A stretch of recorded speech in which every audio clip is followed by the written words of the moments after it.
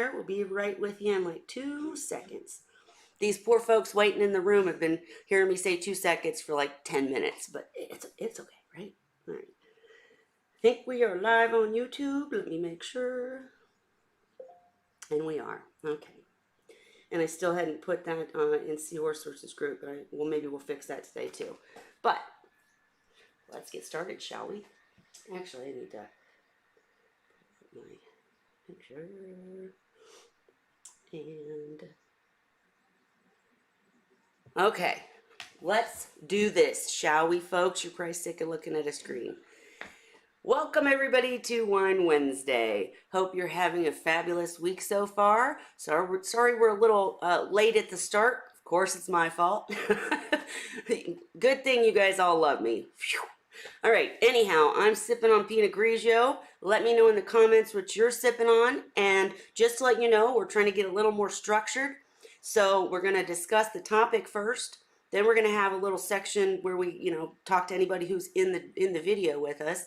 And then we're going to have open chat every single week at the end, so that, for instance, Laura had supplied quite a few really good questions in an email, and so we'll cover those at the end today. But welcome, everybody. How's your Wednesday? All right, we're gonna. Good. Good. I'm the only one stressing, apparently. All right. Wow.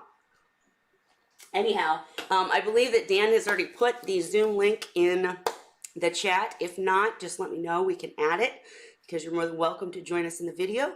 And I'll be sure. I thought I had made clear that it was the same link every week. And once you join once, you can actually go into your Zoom, and Wine Wednesday will be there in your recents. But I didn't make that clear, so I am now. And I'll be sure to post the link for future episodes, even though it will remain the same. But okay, so hi everybody. No, nobody is responding, so I'm going to jump right in because I did say we'd do topic first. And what was the topic this week, you guys? Surprise fry? Who's had that problem? If you don't want to speak, raise your hand. Right here. Every time. And maybe that should have been one of my questions. How can we get better at not having surprise fry, right? But anyhow, trying to pull this up. I'm trying to pull up my questions here. Everything's running slow on my end, but what's the worst thing about having surprise fry? First of all, Holly, you're not prepared. You're not prepared. Not being prepared. Not being prepared. Not having food. Food is the number one thing, and we'll jump around once I finally get the questions back up. But one of the main reasons that we wanted to do this topic next week, we talked fry in the past, but we never really covered how long fry can go without feeding and what, go ahead. 24 hours, and they start dropping like flies after that. Okay, so Cheryl's saying 24 hours and then you're in trouble. So what that means is if your seahorse has fry and they're surprise, then you still have a day where you could, in fact, hatch brine shrimp, correct? Right. The thing is, they still contain some, depending on how they were born, they still do have some reserves within the yolk sac that they can feed off of. Past 24 hours at their normal fry, they need to eat, and they need to eat fast. Gotcha. Dan? I find it interesting. Earlier in the week, I haven't had a chance to go over it today like I wanted to, but earlier in the week, last week actually, I was reading some articles on the very subject. There's multiple studies out there on the effects of starvation, and there was a relatively new one that came out in 2019. It was called The Effect of Starvation in Survival and Biochemical Profile of Newborn Juvenile Line Seahorses. And I really don't necessarily agree with everything the article says, but they were trying to say that the fry can survive for up to 10 days without food. Now, the problem is it was a short duration and they weren't doing the raising of the fry, but, they did point out that there's some differences among different species of fry. For example, H. reedi, the effects of starvation in the first few hours is much greater than, say, erectus. Oh, really? And the larger the fry, the better. The better conditioned the broodstock are, the better. And there was a study that was put out, I think, by Chang back in 2014, 12, somewhere around there. Um, some of the Chinese researchers found that fry, specifically erectus fry, could go 24 hours without ill effect. And after 48 hours, then the drop offs started, and you could lose as many as 50% after 48 hours. And my own experience has been the same. Now, the other caveat to this is, and where people run into a problem, is that if somebody doesn't have Artemia already set up, so they hatch out the Artemia and they start feeding them newly hatched Artemia, newly hatched Artemia is going to be pretty much devoid in the DHA component of the fatty acid profile. You're And also going to have a tough carapace that's true, hard to digest. true, but from a strict nutritional standpoint, DHA, they're going to have the EPA, but they're not going to have the DHA, and the DHA is critical in the development of the fry. And when fry burn energy, they're burning it from the lipids first, the protein second. And when they go to burning it from the proteins, they're already in trouble. And you're going to have permanent physiological changes that occur within the seahorse. And the fats will have an effect on the physiological aspects of the seahorse as well. So it's critical that you get enriched Artemia to them, or some food that's high in fats, whether it's copepods or, you know, Dang it, really Dan, you're answering all 15 of my first questions. You're too smart for your own good. sorry. No, no, I'm kidding. Sorry. And I got to turn that down. My Siri's thinking I'm talking to him, apparently. Sorry. No, you're fine. Just to recap, did everybody who's with us in the video, did that make sense to you? Because sometimes when these smart people get to talk and I'm like, what? So, Well, I have a question. yes, ma'am. So if you had Artemia, isn't it true that they can't eat for like 24 hours because You're they already have? Correct. You're Correct. partially correct. Okay? Okay. When they first hatch, and this is why I tell people they need to buy the book and really understand Artemia and study Artemia, because there's a lot of people that post things that are based on some truth, but they get the numbers mixed up badly. Okay. Artemia normally takes roughly 24 hours to hatch. Right. Reality is some of them will start hatching as early as 16 hours, and some of them will take longer than 24 hours. They don't all hatch at the same time. If Right. you're using decap, it'll be even sooner. Now, Right. once they hatch, they go to instar 1. Instar 1, they can't eat. They have to wait for the mouth and the anus to develop. And once that's developed, they go to instar 2, their second molt or first molt. When they're instar 2, they can now feed. Now, a lot of people say they don't reach that until 24 hours, and that's not true.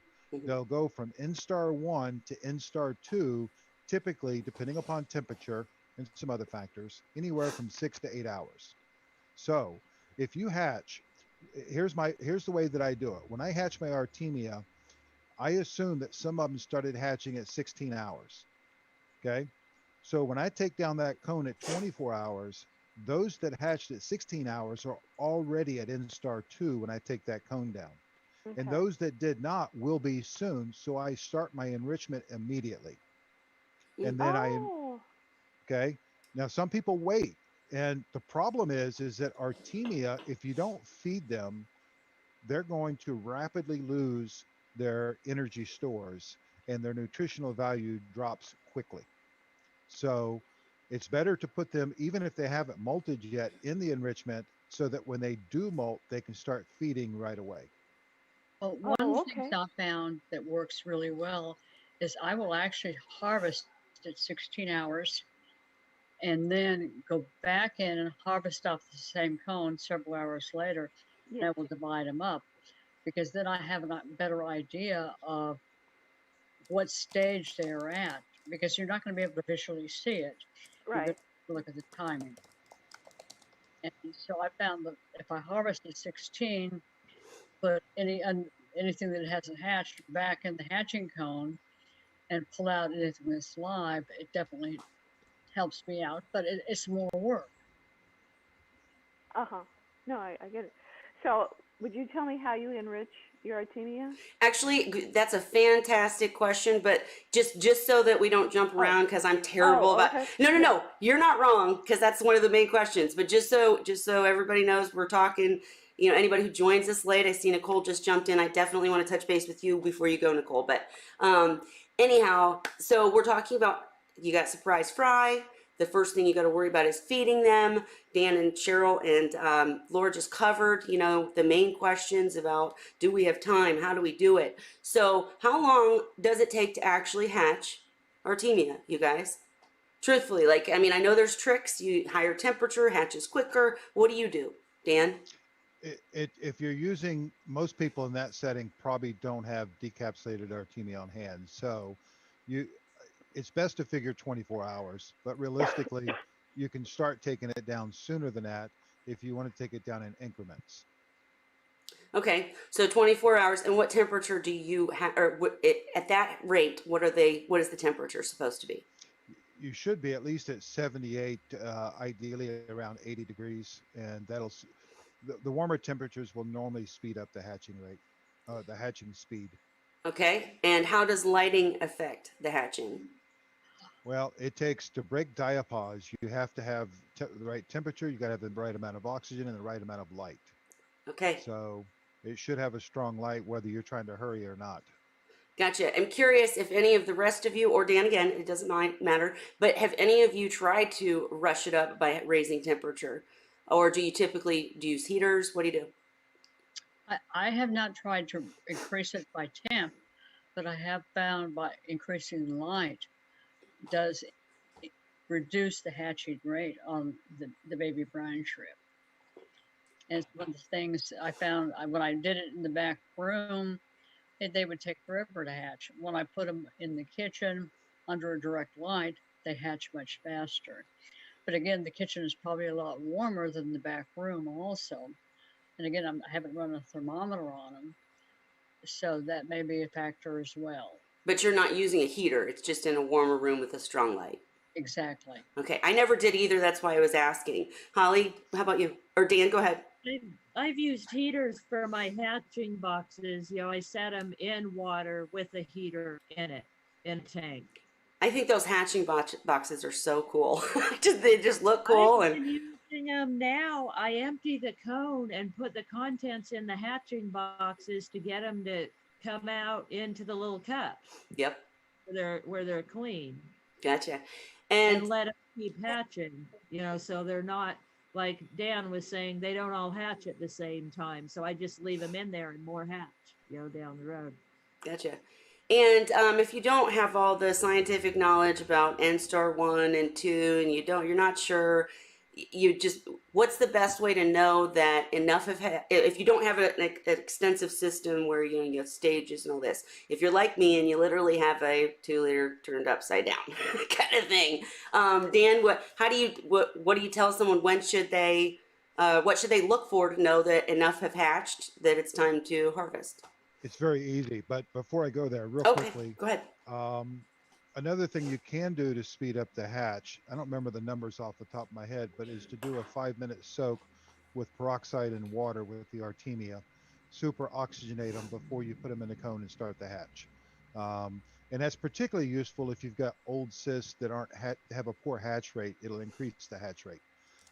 As far as checking, the easiest thing to do is to take your vial from your test kit and dip it into your Artemia, the cone that's hatching, and then hold that up to a light, and you can look at it and you'll see if the eggs are dropping to the bottom or whether you got little things in there buzzing around. And if you've got things buzzing around, you got live Artemia. Yep, Oh, and yeah.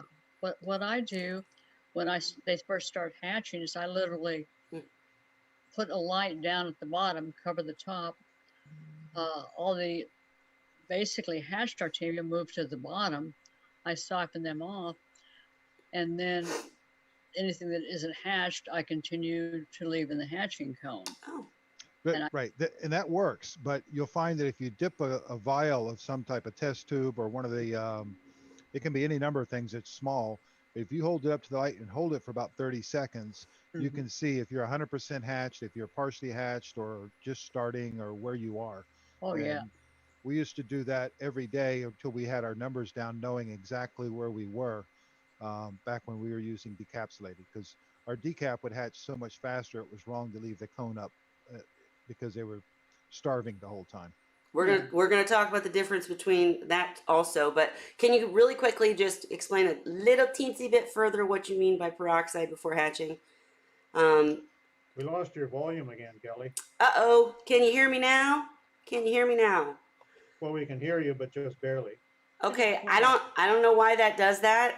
If I start screaming at you, all of a sudden I'll be screaming at you. So, The volume is back up now. okay, That's better. what'd I say? All right, I'll quiet down then. Sorry, guys.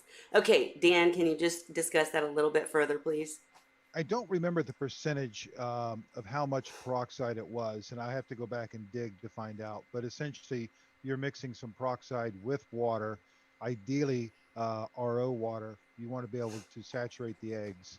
So a lot of people don't realize it, but if you actually go through a period of almost an hour of hydrating the eggs, that can be helpful.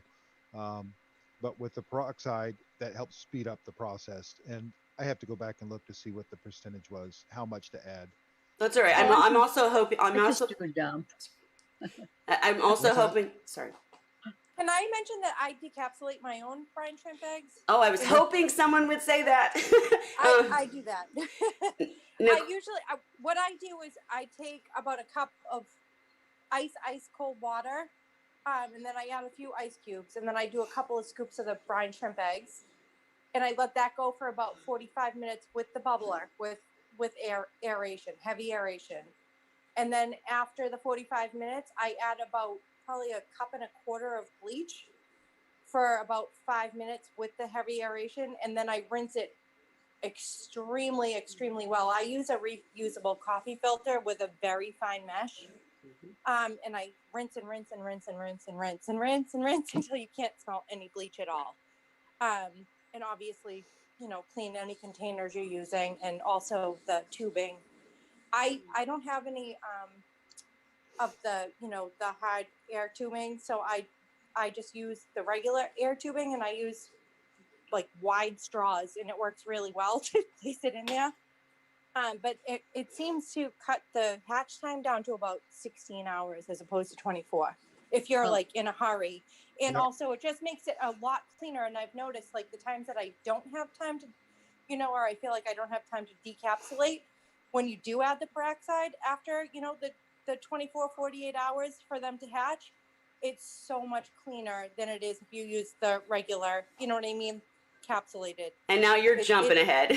I'm just kidding, Nicole. I'm just kidding. Sorry. No, you're fine. And I really would love, seriously, if you ever, well, you will, I know. So the next time you do this, videotape it. It doesn't have to be anything crazy professional. Just videotape it, share it. Feel free to share it on the page, or just say, Absolutely.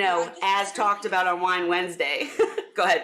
No, absolutely. And I just use like a 1 liter bottle that I have, like a 1 liter empty water bottle to do it. You know what I mean? Upside down with the air. You know what I mean? Mm-hmm. I know what you mean. Nothing fancy here. So that's what normal people want to see. I mean, they enjoy this, the really good information, but when you find an easy way to do something that anybody can do, man, share that stuff. And I'm sure, instead of buying the decapsulated, if you're in a rush, just use that.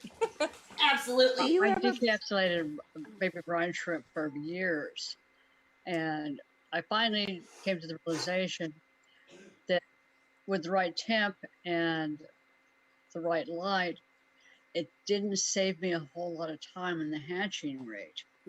However, it did prevent, basically it helped sterilize them moving forward. And anymore, I really don't decapsulate the brine shrimp. However, I do clean them up before I feed.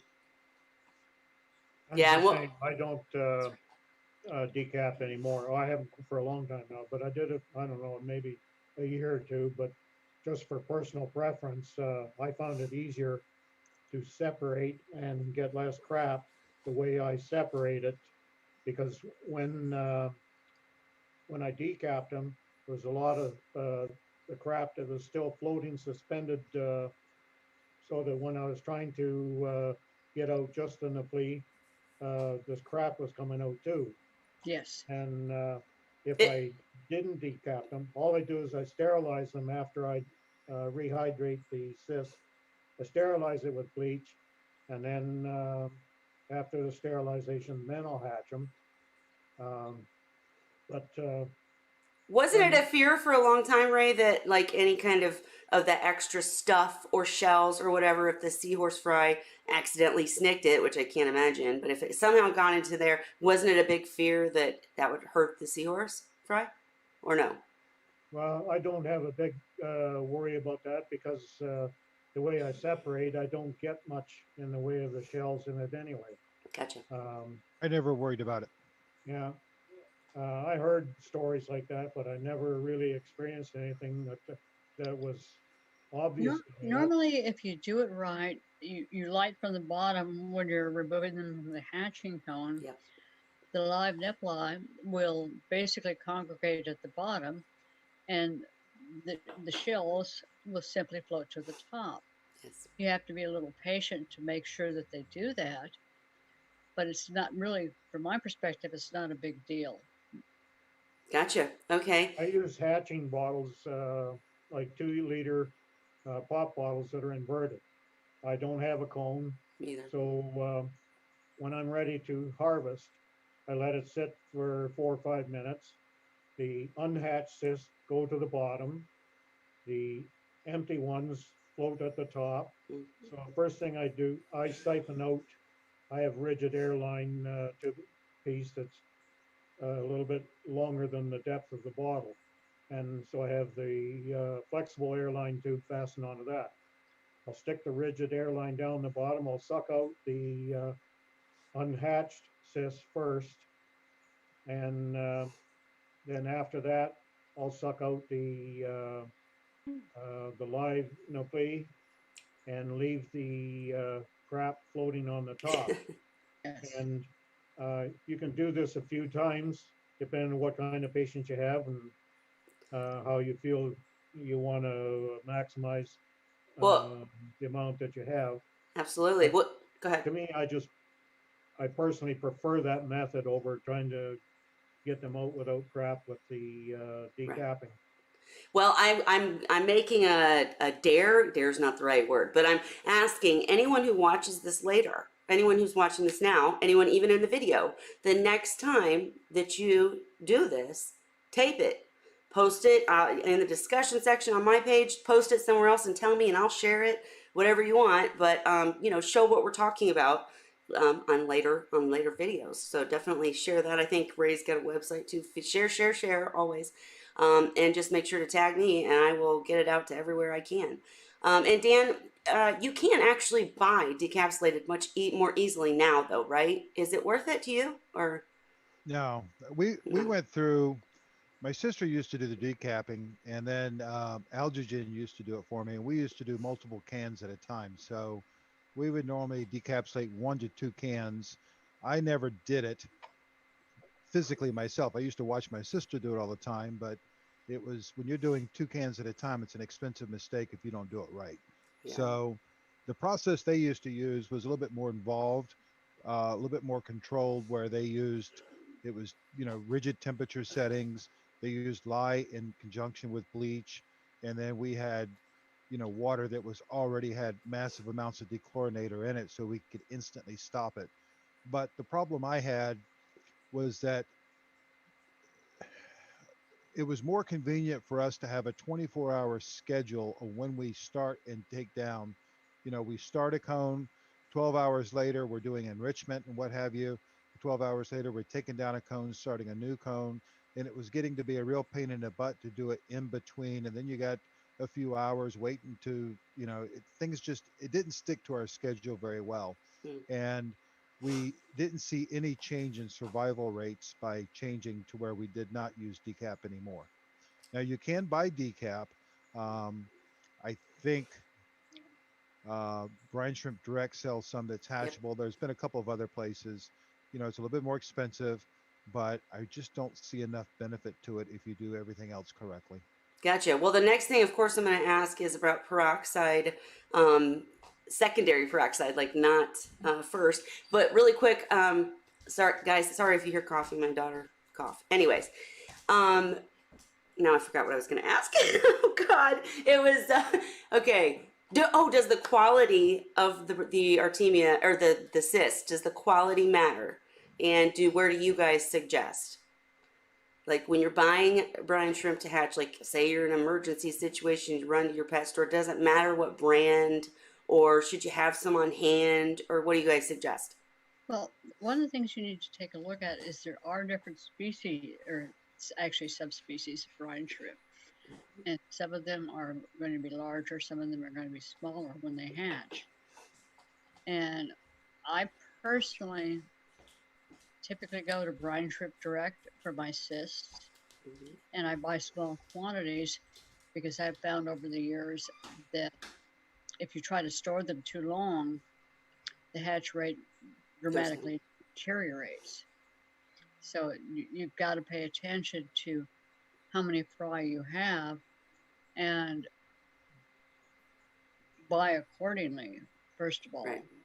An expiration date, right? Well, the thing is, they don't typically put an expiration date on some of this stuff. No, but I store in the freezer, and I've never really seen any decrease in hatch rate. Huh. Well, maybe that's a tip. Store in the freezer. Before I'm going to use them, I keep a little tub in the fridge, so when the tub gets down, I'll dump more out of the freezer and into that tub, and then leave it in the fridge. Yeah. Cool. Then no hatch rate. But if you try to hatch it right out of the freezer, then it's going to take you a while. That's still a cool trick. I love it. Anybody else? You know, Go ahead. we used to sell about 50 to 100 cans of decap a month at one time to commercial hatcheries. And I learned a lot about Artemia during that process. And most of your good places are going to keep your Artemia in cold storage. That helps keep the hatch rate where it should be. If the Artemia is dehydrated, as in with the cyst, you can store them in the freezer. You can't, once you decap them, you don't want to do that because now they've been hydrated.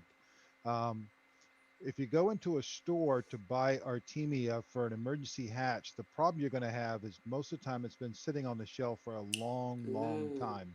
And it's been at room temperature, it's been heated, and it's going to have a really crappy hatch rate.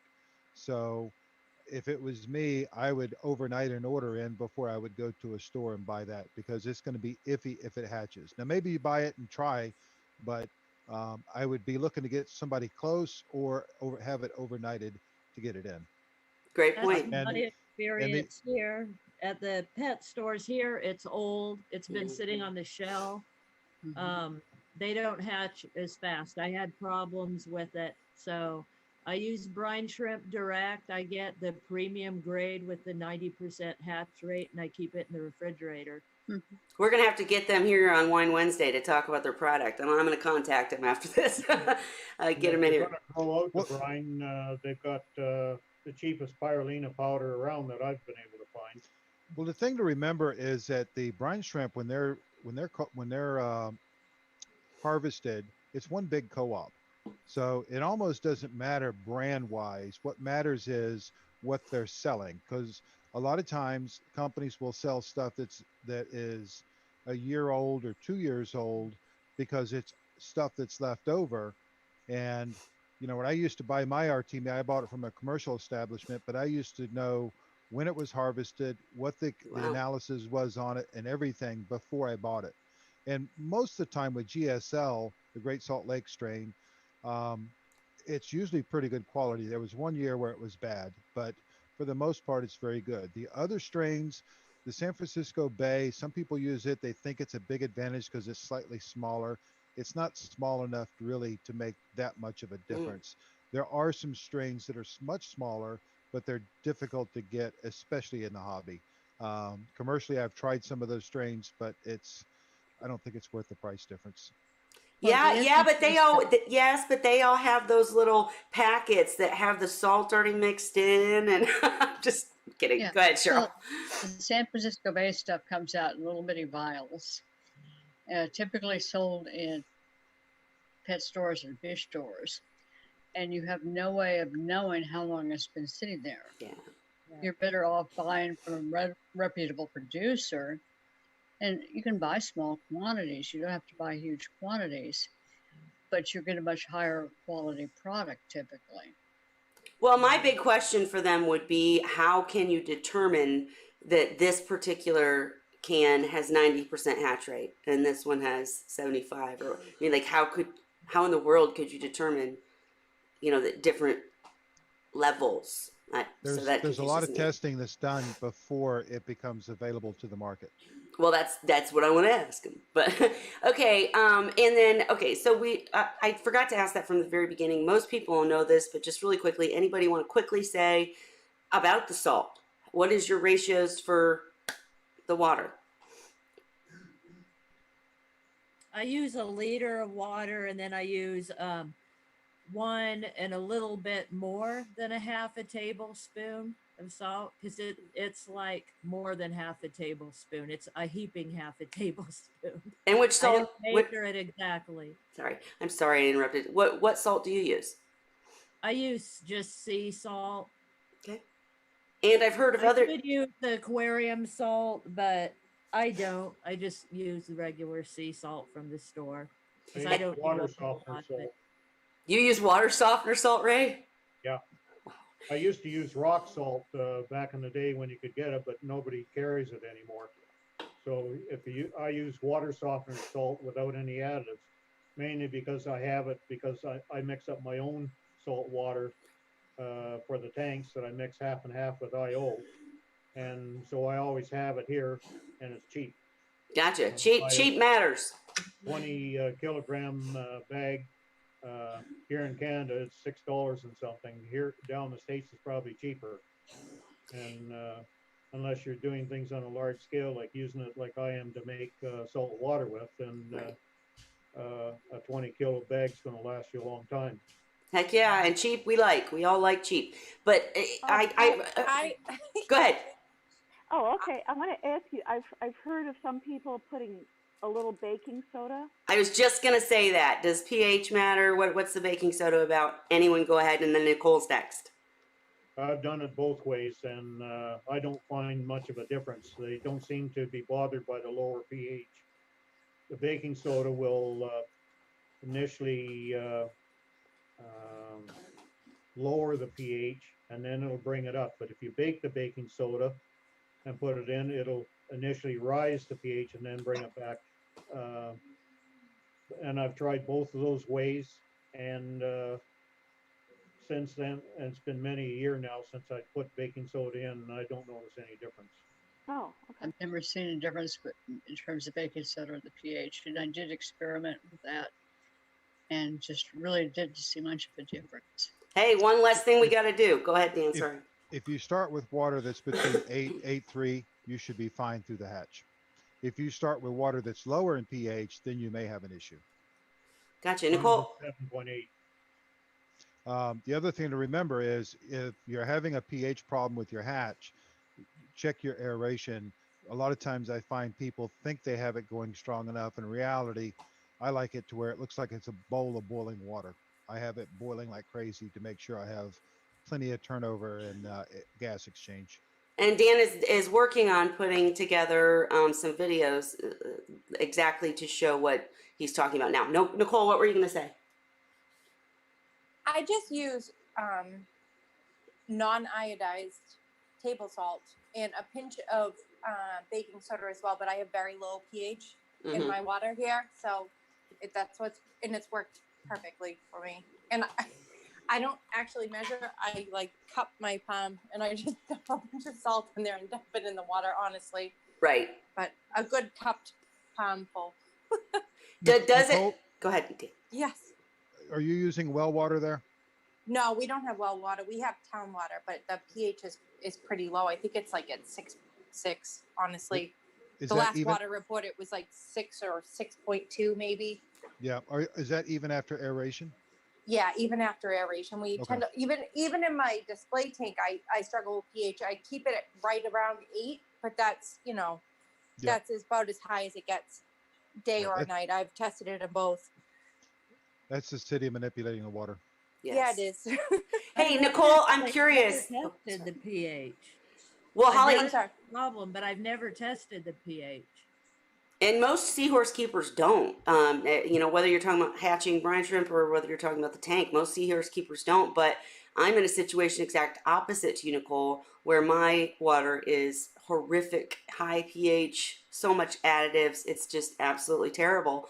And I was going to ask that too. Are you guys all using tap water for hatching Artemia? And does that matter? Yeah. I Yeah, use I tap do. water. I use tap water. I do check the pH in my tanks, and Oh, it okay. tends to run low. It runs about 8 until when I do my water change and add everything, it boosts to 8.2. But I think so. Mine must tend to run low. Also, I'm guessing. But you're not on city water, are you? Yes, I am. You are. Have you checked for chloramines? Are you doing We have chloramines in ours, not chlorine, but right? chloramines. So I Are have to you treat for that. okay? So you're Not for you're the brine shrimp, though. I just use tap water for them. okay. They're hardy little suckers, I know. They are. Go Do ahead, you know Dan. what the chloramine level is by chance? No, not offhand. I don't. Oh I boy, here you know go. I was told it has that.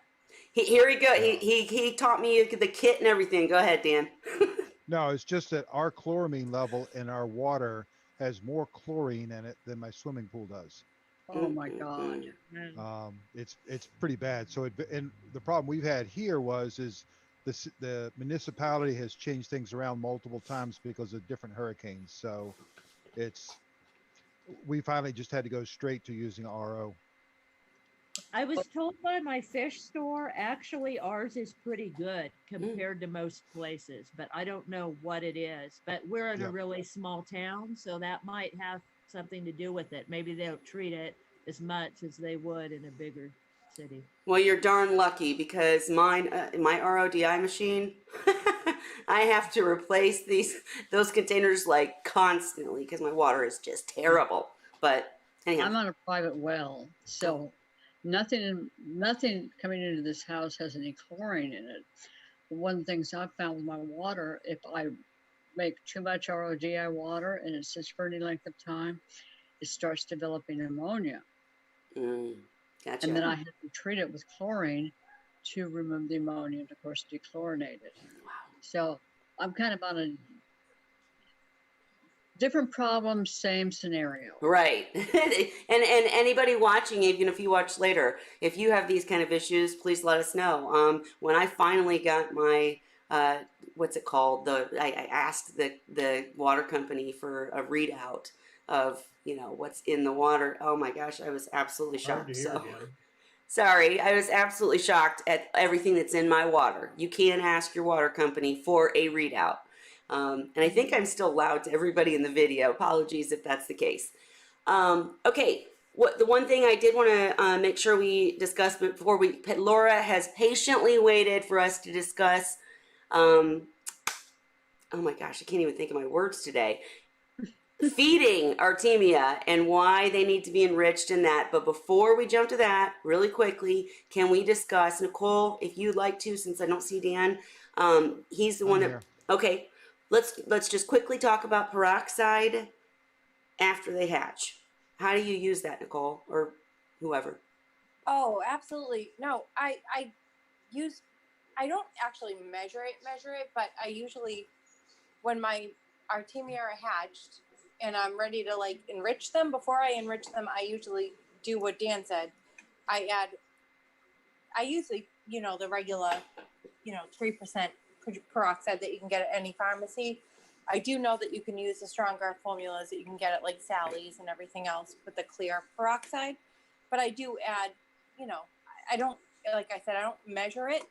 I just add a bunch of it until I feel like it's enough. And then I watch it bubble and do its thing. And I do that for 1.5 minutes with the bubbler on. And then I do it 3.5 minutes with the air lines off. And then I rinse it really well. And then I, obviously put it in new water and then enrich it. But it has made a huge, huge, huge difference. I started decapsulating as well as using that at the same time. And I've noticed a huge difference. Before I started decapsulating, there was like probably 2 inches thick of foam and nasty, like on the top of the bottle, whatever bottle I'm using at the time. Once I add the peroxide, before I clean it all off after I add the peroxide, it was like 2 inches. Since I started decapsulating, it's a little bit, but it's definitely doing something because my fry, seem to be doing much better since I started doing that.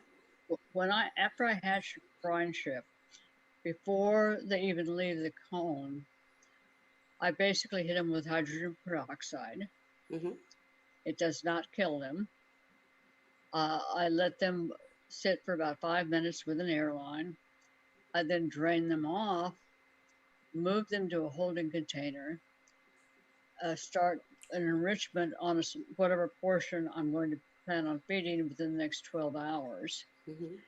And then before anything is fed back into a fry tank, I again hit them with hydrogen peroxide, whatever dosage I'm going to be feeding to the nursery. So you hit them with peroxide in the cone, then you rinse them, separate them, feed one spirulina or whatever, and feed the other enrichment. And then before they go into the tank, you hit them with peroxide again? Yes. Any certain amount? And do you mean like in the feeding container, you just dump some peroxide, or how you saying you do that? Basically, I scoop out with a net what I want to feed for that particular feeding. Oh. I put them in fresh salt water, a 50-50 solution of fresh salt water and hydrogen peroxide, and I let them sit for 5 minutes before I feed them out to the tank. No airline? Yes, yeah. Okay, yeah. airline, okay. Dan, anything? that. Oh, go ahead, Ray. I prefer feeding them after enrichment too. The way I look at it, when I'm hatching them, I sterilize first, so it's not so bad, the hatching stage. When I hatch them out, I don't sterilize at that point. And like me, when I hatch out a tablespoon of cis at a time. And if I'm going to be using Napoli to enrich, then I'll take some out, enrich them, and then afterwards I'll peroxide them then before they go into feeding. That's exactly what I do, Ray. With the others, I grow them out till they're adult, and bacteria for me stays low anyway because my temperature runs between 64 and 68 degrees Fahrenheit. Temperature's key. Before I use the adults, I'll peroxide them as well. Nothing goes in one of my tanks that, in terms of brine shrimp, that hasn't been treated with hydrogen peroxide prior to going in. And I want to give Dan a chance to add anything, but for anybody, can you overdose with this peroxide? Like, I understand. Okay, Dan, go. Okay. Peroxide is probably the easiest and the safest way of doing it for sterilizing the Artemia. There's been multiple studies using chlorine, chloramine T, formalin, and the problem with those type of products, to get a high enough disinfection rate to kill the bacteria, you also end up killing the Artemia. Peroxide, fortunately, you can go with a high enough dose that kills the bacteria but does not kill the Artemia, so it's a great choice to use. The most efficient way is using oh crap, I can't even say it. You're having your tongue tied like me tonight. Jeez. No, I got one of those old people-itis moments. Oh, shush. But anyway. It happens more often as you get older. Yep. Yeah. What's the other thing that's close to peroxide that people have on systems sometimes? Can't believe I can't say it. I'm not sure what you're thinking of. It's a gas that they inject into the water. O3. But I can't say the name for it. But anyway, that's not a practical way of doing it for most hobbyists. Oh, ozone? Is that what you're talking about? Yes. Ozone. Sorry. Thank you. Okay. So ozone is the most sure way of doing it, but it's not something that's really very easily done by a hobbyist. So peroxide works very well. I always did it immediately post hatch, and my philosophy in doing it at that time was that I wanted the Artemia as clean as possible, not ingesting Artemia during the enrichment process. So I made sure that the vessels were all sterilized. My enrichment was all clean. I was using clean water and sterile Artemia going into it. I did not ever sterilize post enriching. Now, according to the studies, the external bacteria is just as effective in terms of doing it before or after enrichment. Hmm. But what the studies can't do is look inside the gut of the Artemia and tell you if they're ingesting bacteria during the enrichment process. And what I have found from consulting work, working with commercial hatcheries, is that quite often they don't have everything clean enough and they're losing their Artemia during the enrichment process because of bacteria. Yes. Well, I was typing it, but I'll just say it out loud. Ray has to go feed seahorses. Thank you so much for, oh, he'll see it later. Thank you so much for coming, and definitely share your website and any videos that you do of any hatching in the future. Okay, so the final question about peroxide, because you've made it clear you can do it before, you can do it after. Nicole's talked about using an airline for a little bit and then not an airline. Cheryl does it after enrichment. You said I do it before and after. before and after. Dan does it before. You can do it in the cone. You can do it to the eggs. You can do it all over. Peroxide's great. Yeah. But you can overdose it. So what is there, you know, and I'm with Nicole. I've never measured, so I'll admit it. But how could you possibly, is there any rule of thumb to make sure you don't put too much in? Well, the effective amount, the most effective amount through studies is 8,000 milligrams per liter.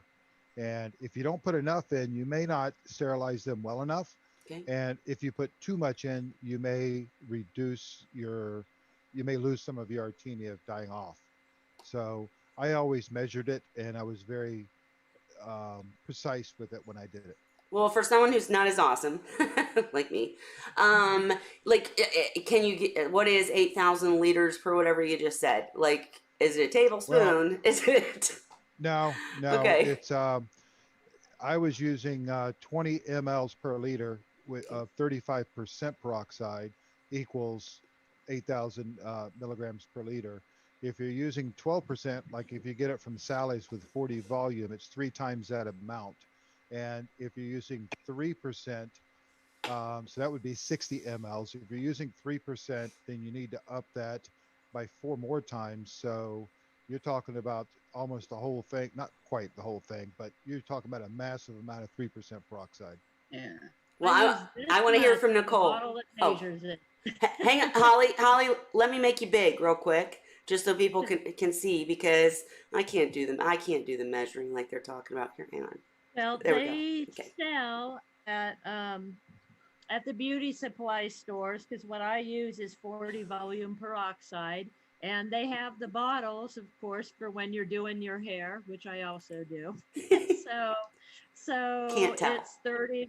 The 40 volume is 30 milliliters for a liter of water. So I have it measured off on the bottle with tape. So I measure it every time. Yeah. It's You awesome. can also buy 35% hydrogen peroxide. Mm-hmm. It's caustic, and it is considered a hazmat. But depending on where you go and where you look, it actually is not terribly expensive. So I typically buy it by the gallon, and then I cut it down to the 6% or 3% that I want to use. Holly, the correct dosing with using the 40 volume is 60 mLs per liter. Yeah. Okay, then I've been only using half. Uh-oh. Yep. I think, unless maybe it is 60. Let me see what I marked it at. It's 60. I'm sorry. I can't remember the numbers off the top of my head, but I did mark it. So. You've got it marked. Why would you have to remember the numbers? I just know how. Well, for anyone That's who why I put a mark, right? For anyone that watches this later, if you're like, okay, wait a minute, now I do what with 3% and what's 33 times what in milliliter, huh? If you do any of that, all you have to do. I don't remember off the top of my head. All you have to do is head on over to Seahorse Sources group, ask the question. We're all in there. We'd be happy. Or, on Seahorse Whisperer Society's page, just ask and we'd be happy to help you with the math. Well, they will. I won't. I'm no good with math, but okay. Well, real quickly, 3% takes 240 mLs. Yeah. Good. And I'll try to do clips of this so that we have the information. And I think that's Easily why I marked accessible. the bottle, was because I was reading that, and I've used actually different volumes of peroxide. So Yep. I'll get them mixed up. If I don't mark it so I see it every time, I'm not going to remember off the top of my head. Well, we're also working on a website that's going to have this information at your fingertips, and of course, Seahorse Sources Group has a file section where if it's not there, I'm sure it will be soon. Wink, wink, Dan. But anyways, okay, Laura has waited so patiently, and I definitely want to get in the open chat questions, but let's talk enrichment real quick. So we've got, our surprise fry. I forgot to ask, guys. Look, no, we're going to do enrichment, and then we'll go back to where you keep them and how you keep them. But you got your surprise fry, and your first concern is feeding them. You get your hatchery, you get your Artemia hatch in because you're worried you might up the temp to make it happen faster. We've talked about decapsulating, blah, blah, blah, blah, all of that. Peroxide cleanses them, and then what? You've got your Artemia out. Go ahead, Cheryl. If you're paying attention to the male, there's no surprise with fry. Well, no fair. No fair. Yeah, but you got to I agree. No fair. you got to remember though that for the majority of people that have surprise fry, they're not experienced. Nope. It's something that's new to them. Sometimes they get a seahorse shipped to them that's pregnant. There's all kinds of circumstances, and they haven't studied at all. They're completely caught off guard. So. And now we're going to have this Wine Wednesday to say, just go listen to the whole thing. But anyway. No, I think that you just, you got to get hatching going. You got to get your Artemia ready. And then, as you're talking about, we'll go into the enrichment. Well, let's do enrichment now. And then right before we do open chat, I just want to briefly discuss whether or not fry should be kept in the main tank and how all of that. But with enrichment, we've got the Artemia hatched in our cones, and we'll post some pictures maybe later or whatever, but we've got them hatched. We'll definitely post the book that you suggested, Dan, later in the comments, or maybe show it on the screen. But we've got our Artemia hatched, and Cheryl mentioned that she separates them at that point into, and Ray did too, even though he's no longer here, into how many they're going to enrich to feed immediately, and how many they're going to keep and grow and enrich feed next time. So first of all, why is enrichment important? Dan's feed. Well, that's the answer to the question, which one? But why is it important? I used the one with the MIC probiotics. The primary importance of enriching is because the Artemia are high in protein, but they're low in the fatty acids. So you, particularly the DHA component of the huffas, and you can correct that to some extent if you use the proper enrichment by gut loading the Artemia. Ideally, in a setting like this where you have a surprise hatch, I would probably enrich for 12 hours and then feed part of that out and then continue enriching the rest of it another 12 hours. In a perfect world, you want to enrich the Artemia for a total of 24 hours in 2 12-hour increments, because that yields the highest concentration of your fatty acids. It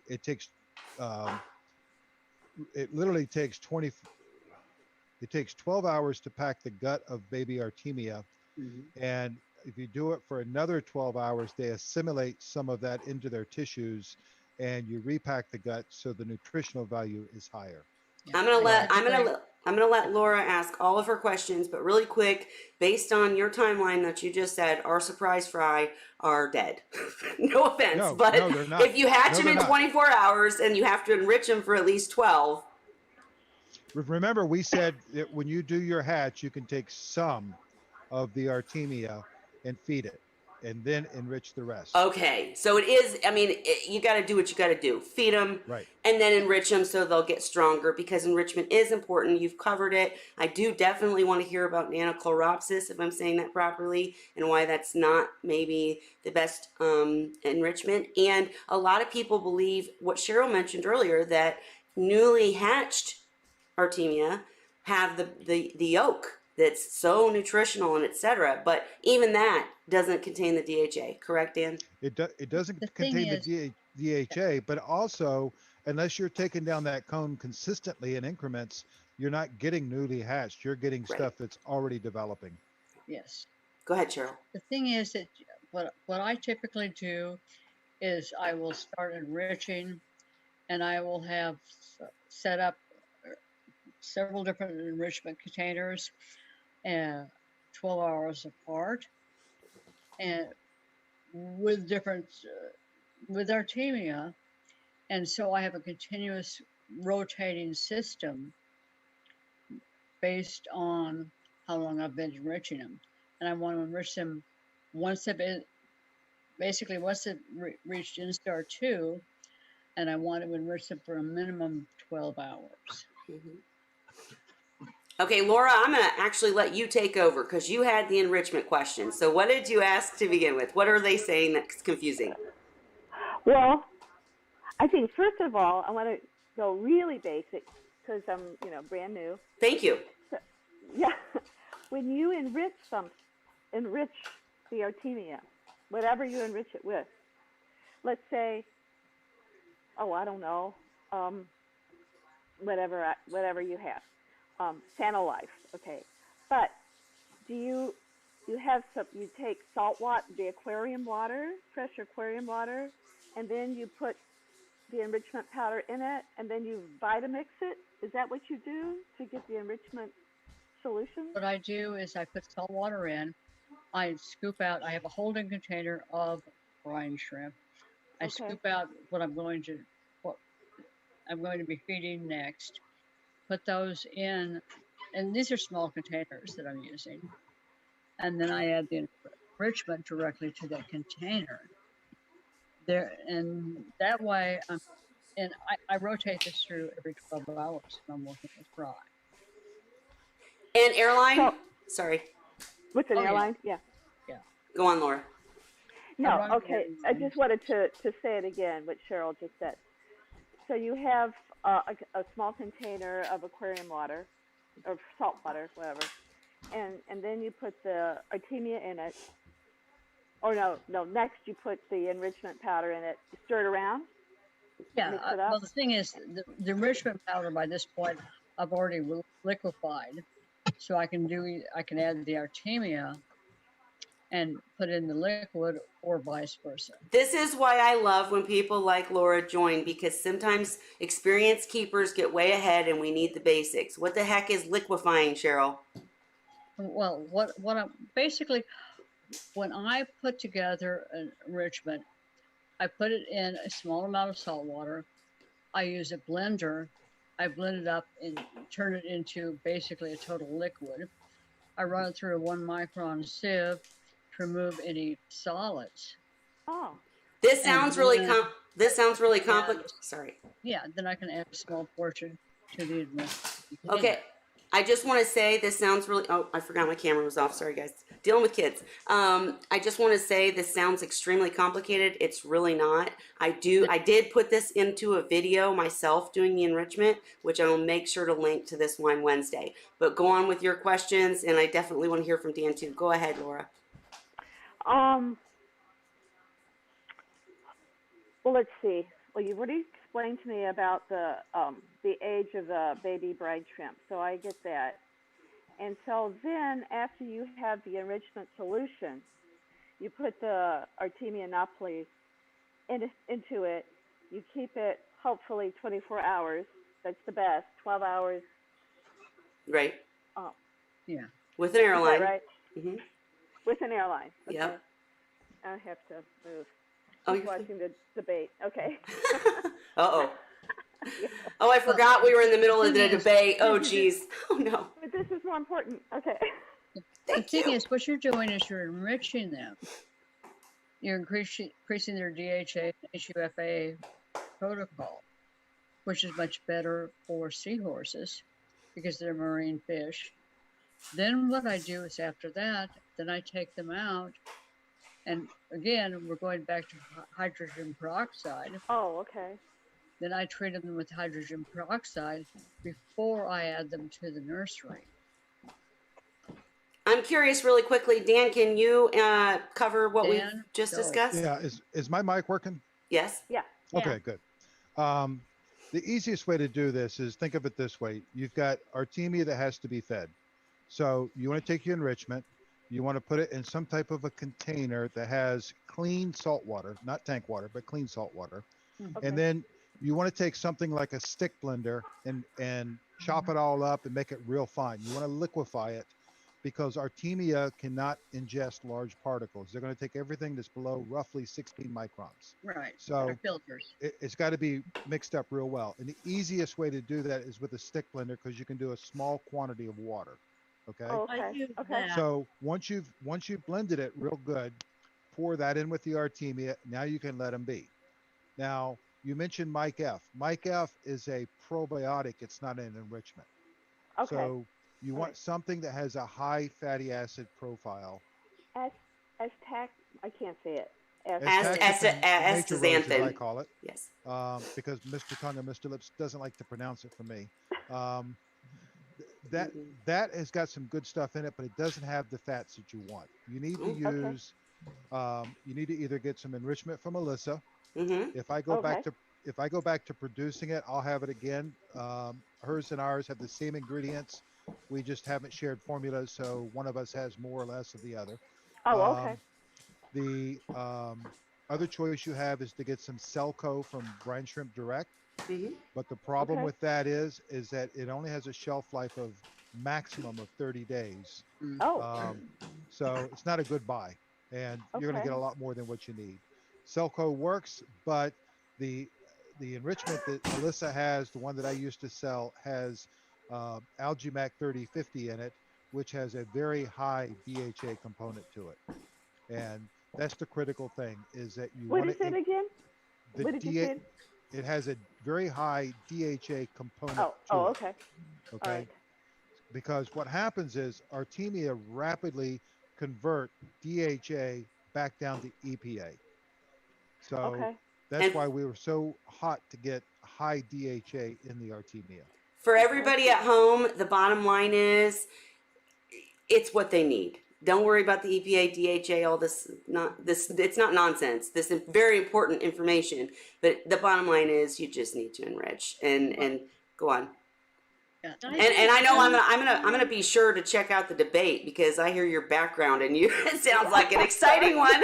No, Oh, no, yeah. we're so glad you're here. We're so glad you're. Mix mine in a hand with a hand blender for 2 minutes. I run it with the hand blender for 2 Right. minutes, and then I store it in the refrigerator, and I just dump it into the brine shrimp that I'm enriching, just enough to turn their water green, and then I put that jar back in the fridge and store it. You can store it, I think, for a week. Thank you so much, Well, Holly, good because training. storage Not is that hard.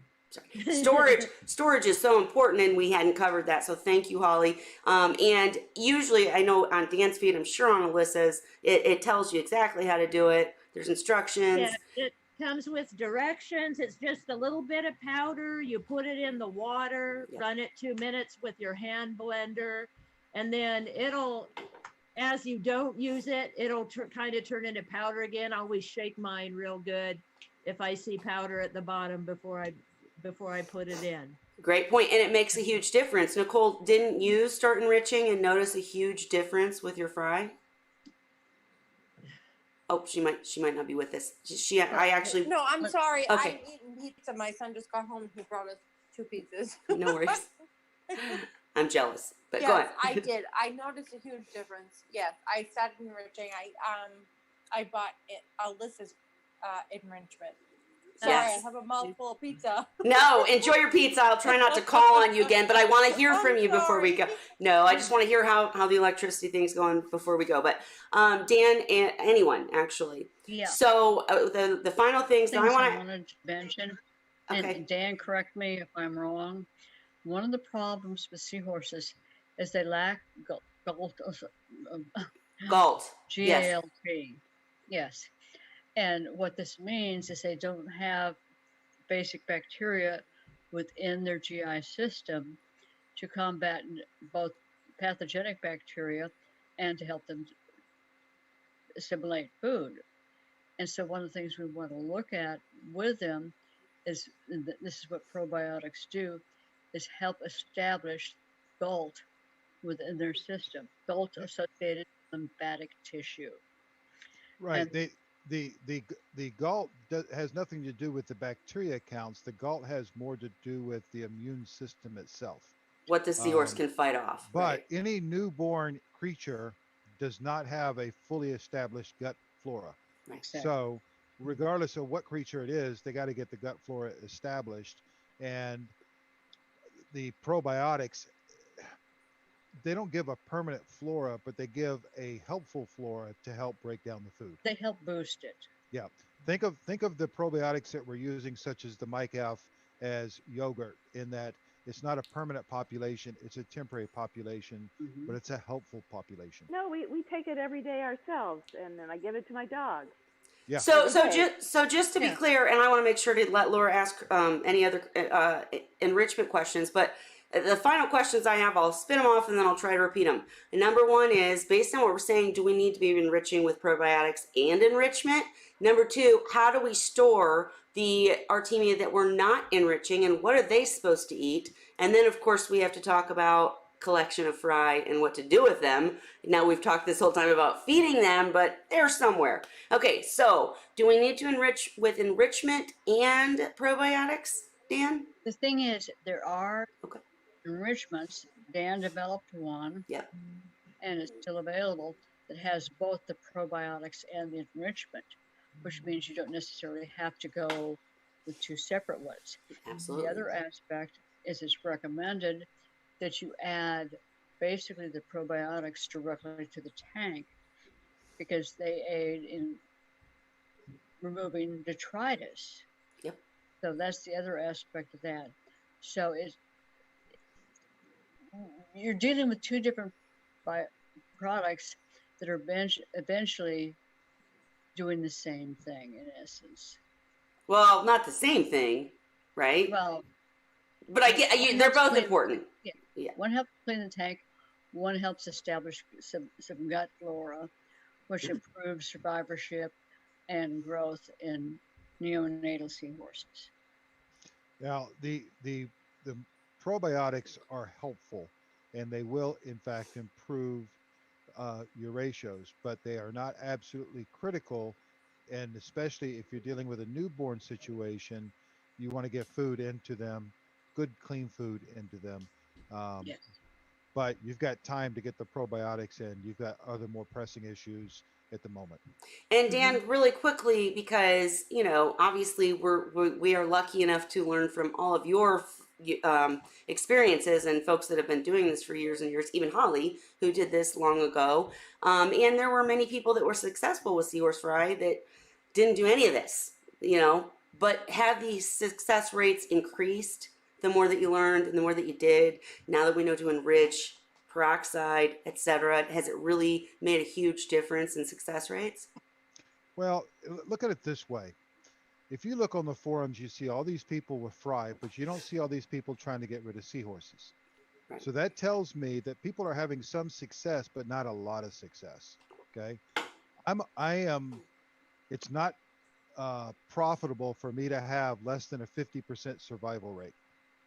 Yep. And what I'm shooting for is greater than a 90% survival rate with my fry. Gotcha. And I can personally say that I had a few batches of Seahorse Fry that, like my first batch, literally one survivor, little Cheryl. She's my beacon of hope and the person, or the seahorse of this channel, the mascot. But I obviously actually failed overall. Once I got to know Dan, hear that bottle opening. Uh-oh. Once I got to know Dan, Cheryl, Lucy, all of these other folks, Felicia, Tammy, and learned about enrichment and peroxide, what we're trying to share here, it made a huge difference. And I all of a sudden had, over 50% success rates, which is what he just described we want for sure. But one of the problems with raising fry is it's just not about nutrition. You've got to watch your water quality. Right. You've got to look for pests, Yeah. which can totally destroy a tank. You've got to look at how they're feeding, what your tank maintenance is. There's so many different pieces. As Dan used to put it years ago on seahorse.org, it's like a great big jigsaw puzzle. Yep. And there's so many pieces to successfully raising fry. And it takes time. I tell people, don't give up. You will succeed if you persevere. Yep. But it takes time to learn all the pieces. And if we discussed all the pieces in one episode of Wine Wednesday, we'd be here till next Wednesday. So No, you're we'll be here until next year. right. You're absolutely right. But we'll do different episodes covering, so that's why, guys, when you see fry again in part of the title, that doesn't mean the same information. Right now we're discussing, you've got surprise fry. What do you do? And, maybe in a couple weeks or next week, we'll discuss what's the difference between a nursery and a rearing tank. Because I was told I could never succeed with I was told I could never succeed with a rearing tank, and that's not true. We can all succeed. It's just a little different. But one of go those ahead. things where it is I started working with seahorses 15 years ago, Mm-hmm. and I still have my flubs, Absolutely. and I'll openly admit it. And I'll still have my big successes, where I have a couple hundred seahorses that I'm going, oh my God, what am I Right. going to do with them and find homes for them? Yep. And it's not just because you've been successful with in one system doesn't mean another system might give you problems. Absolutely. Hey, Cheryl, I'm not trying to cut you off, but it's already 9:23, and I still want to do the open chat questions that I promised. Sorry. No. I'm the one that keeps asking questions. But I feel like anybody watching this, these are the questions you'd be asking. So, Laura, really quickly, did you have any more? Did I miss anything about enrichment? And I do want somebody to at least talk a little bit about what you do with the rest of the Artemia and why you shouldn't enrich all of them all of the time. But Laura, No more questions. This is great. Okay. Thank you. Dan, why shouldn't you enrich Artemia constantly then? If it's pumping them full of the things seahorse fry need, why not just throw enrichment at them all the time? Well, logically, one would think that, but what happens is that the Artemia don't have the ability to digest fats.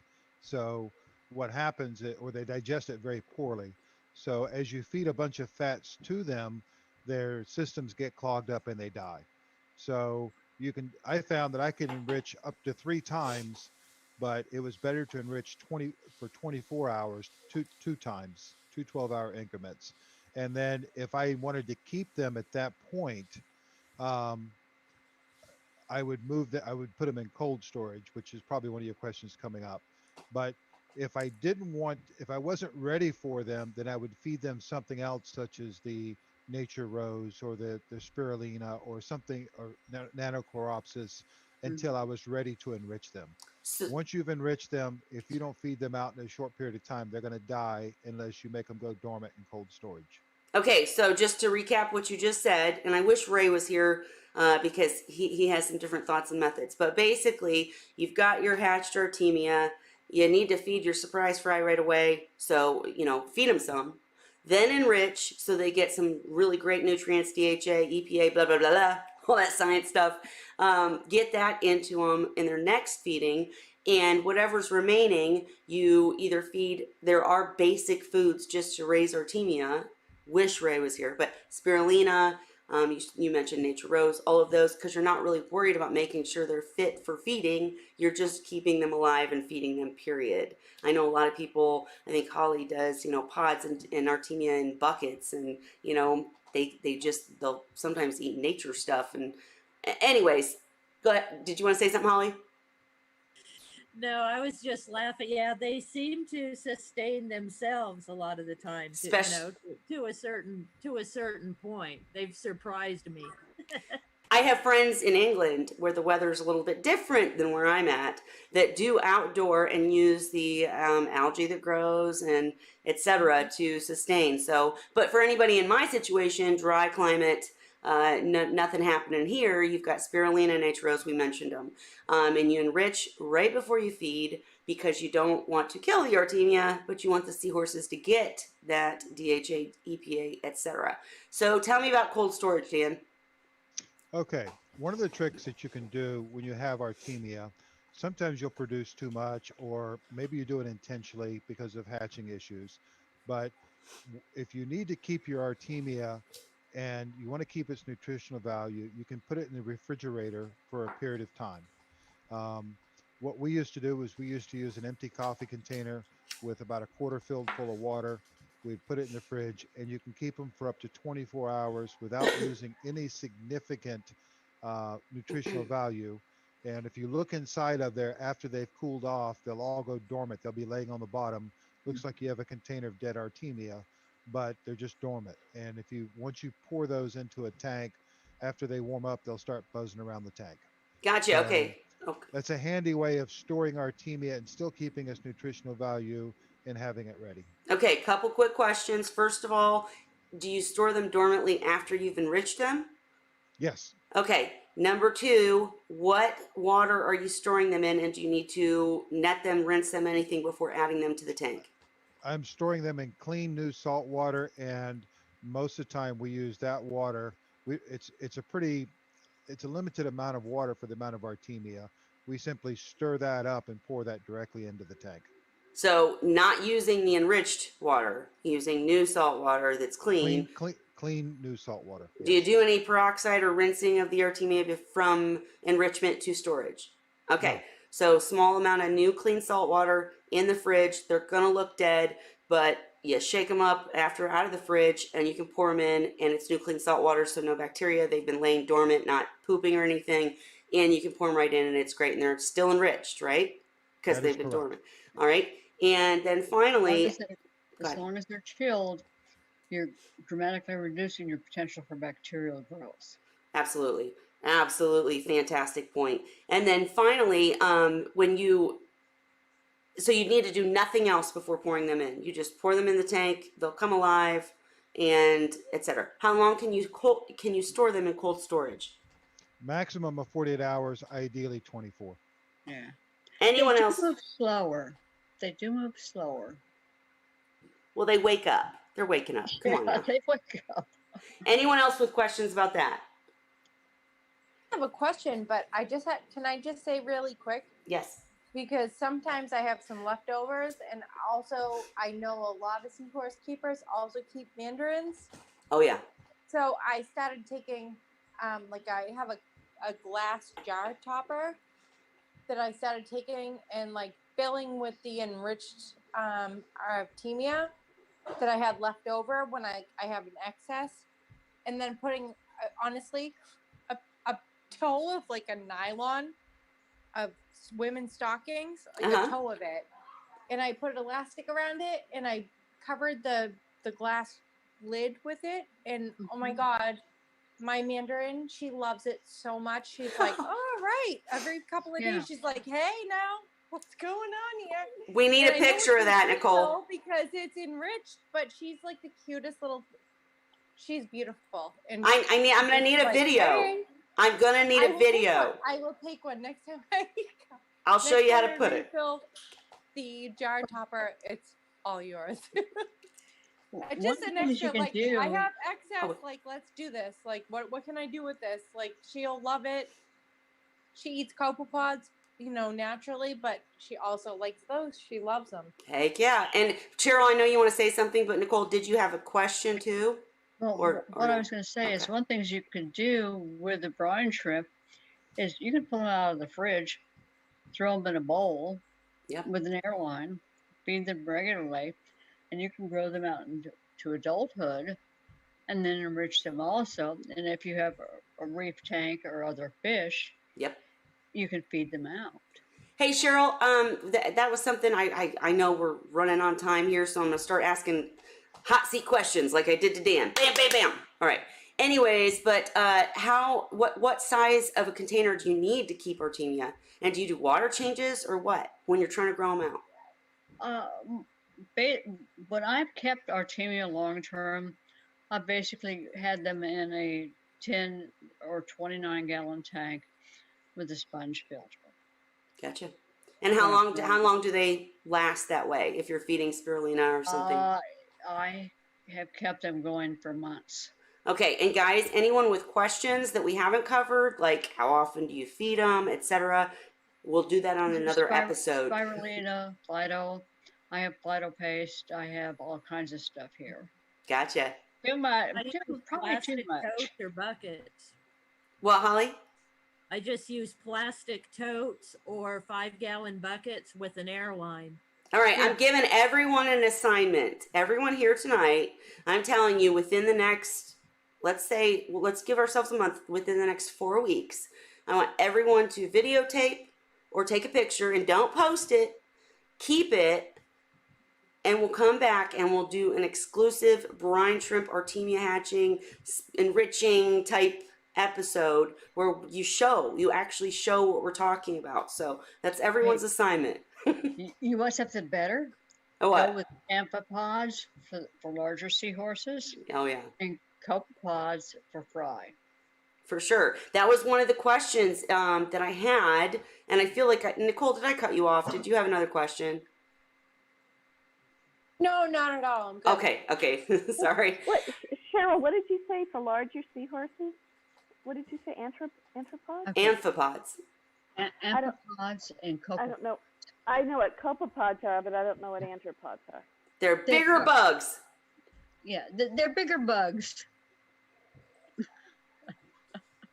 And that's simplifying it. I'm sorry. It's just it's a larger species. Go ahead, Cheryl. Say what you wanted to say. Go ahead. I'm laughing because amphipods can grow to some of the species can grow to about half an inch. Yep. And seahorses love them, but you have to be careful and make sure if you're feeding amphipods or copepods that they are actually aquacultured, so they are not carrying parasites and other crap. But they are very beneficial to a tank. And I absolutely promise we're going to do episodes that go more deeply into this. But you guys just answered one of my other questions. If you have surprise fry, you didn't happen to attend this one Wednesday, which you should have. But no, I'm kidding. But you don't know what to do, and you're just popping online. What are some of the other things that you can do if you, like, literally, I was in a situation once where I had surprise fry the very first time I had surprise fry, and my closest store is an hour away. I drove to that store. They had no Artemia. None live, none hatchable, no eggs, nothing. And as Dan mentioned earlier, you can overnight something, but at that point, I didn't know I had 24 hours. I was desperately scared that I was going to kill all these babies because I didn't have food for them. So what other things can you feed if you literally cannot get Artemia or Kelly, eggs? I'm gonna. Years ago, when I was working with the hippocampus engines, and their fry are minute, and a friend of mine who was in our local Marine Aquarium Association actually had rotifers, pods, and Fido that he gave me to help sustain them. That's awesome. So part of that too is reaching out to people around you. Yes. And getting to know your friend. Basically, we're all friends. Been doing this for years.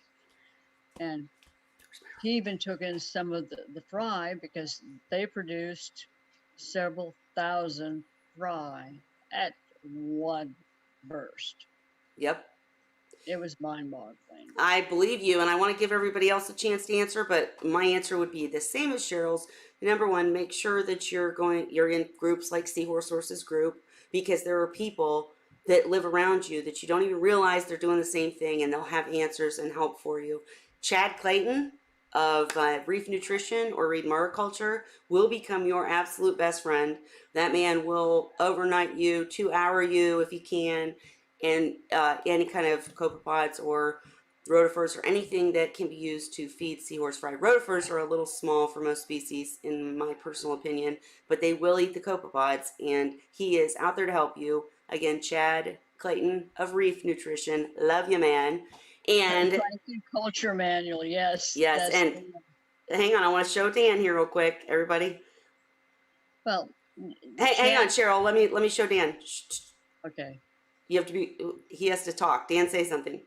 All right, the Plankton Culture Manual you can get off of Amazon. It's about 20 some odd dollars, and it is extremely helpful in terms of covering how to culture, your basics of how to culture Artemia, rotifers, and copepods. And it even goes into microalgae.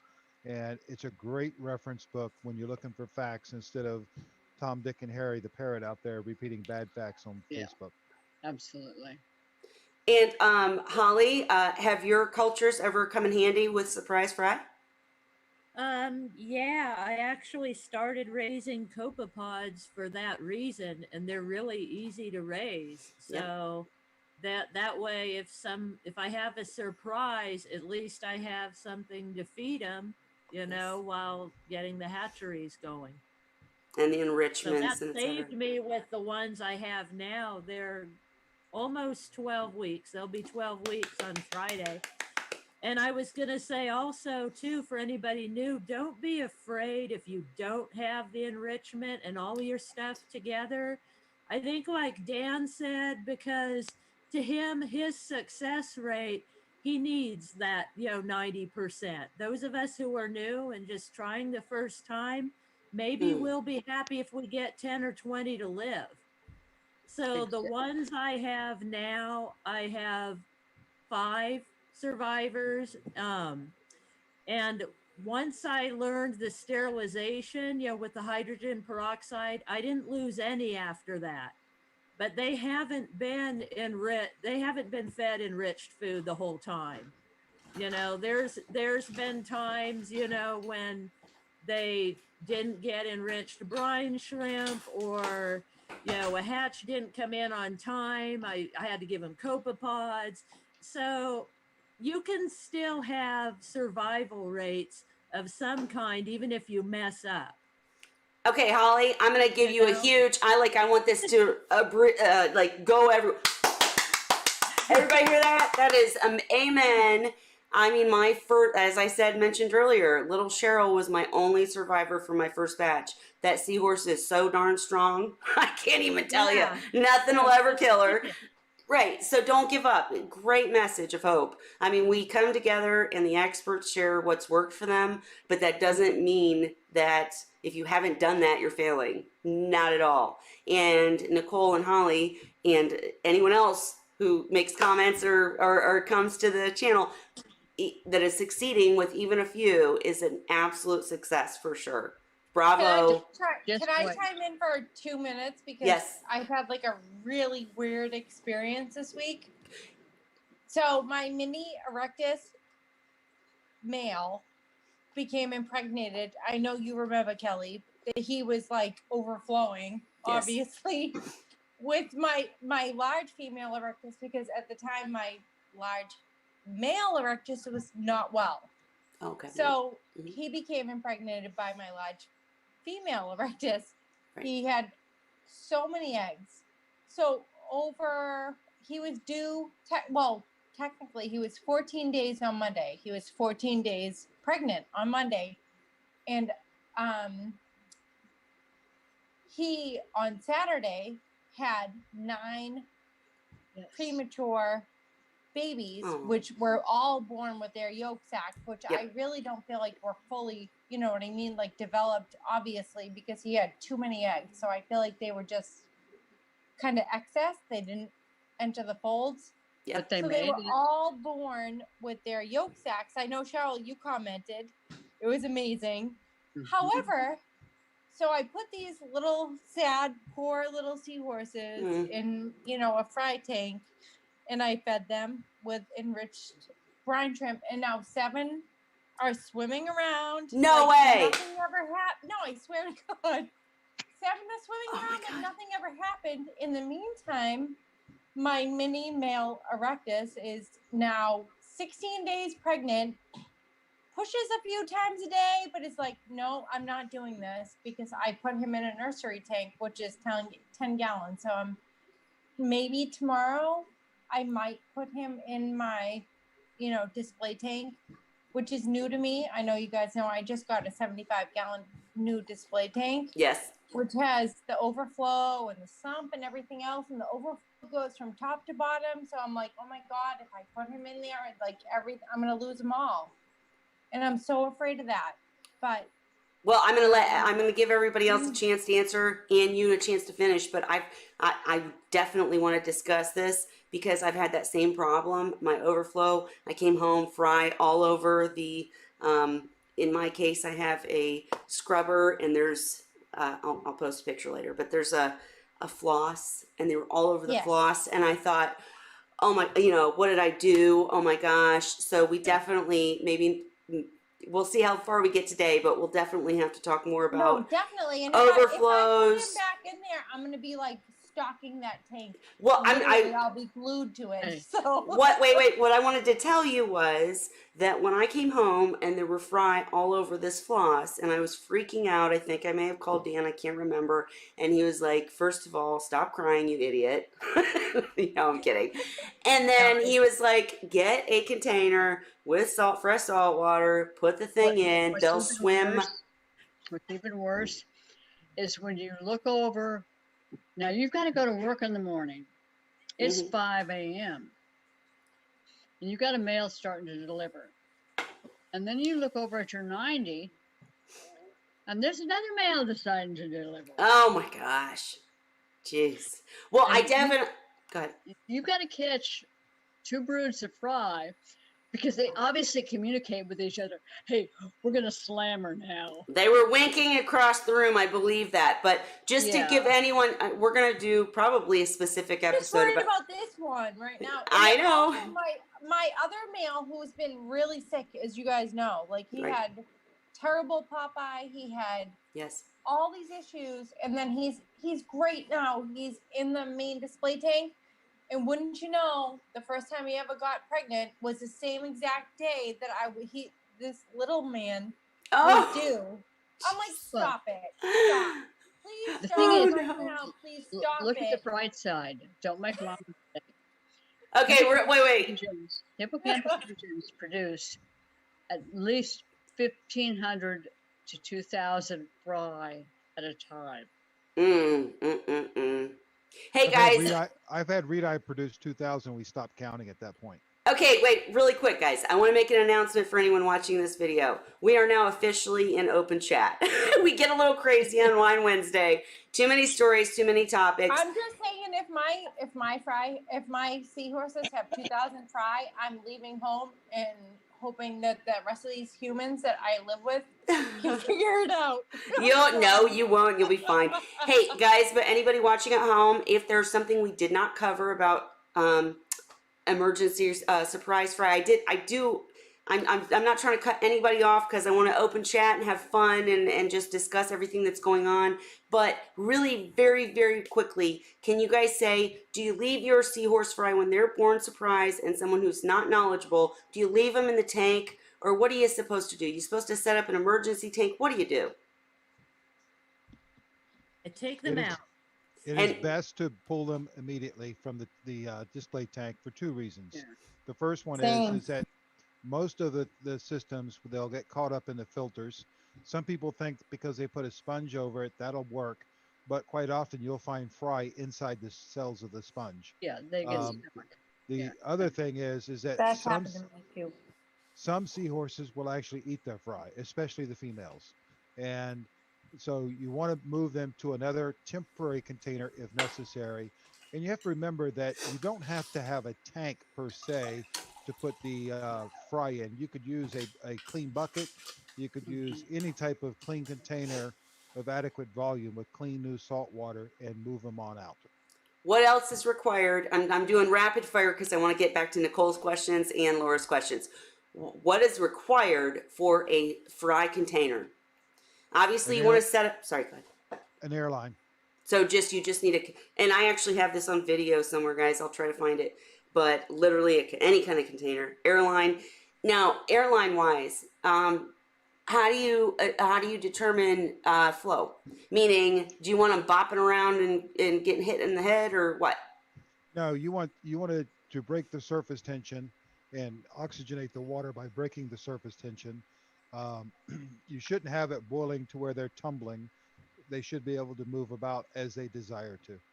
Okay, so not like the Artemia, boiling water, just air, period. Yes. Very Yeah. light. Okay. Most And people usually- tend to add too much air in dry tanks because they're trying to keep them off the surface, and that, quite frankly, is counterproductive. Yeah, they spend too much energy fighting the air. I like using an open air line, but you can use an air stone. Gotcha. I don't know. You didn't. You never met. Whoa, whoa, whoa, whoa, whoa, whoa, whoa. Holly, go. Oops. Hold on. I You said, never met. I have little valves that Guy- go on my air line so I can adjust the air. Yeah, that's smart to do. Absolutely, Holly. You never met my male that I named. See, here's your sign. That I had early on. I had an air stone in there, and 3 times within 15 minutes, he was courting a female. Went over, inflated his pouch, filled it full of air on an air stone, and Mm. floated to the top. After 3 pouchy backs in 15 minutes, that's when I started using open-ended airlines. Yeah, but Fry don't have a pouch. I know.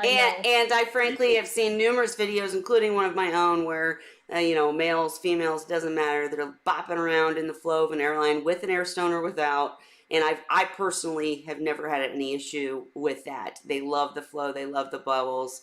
They take showers. Okay. But This is a male I raised. oh, So- okay.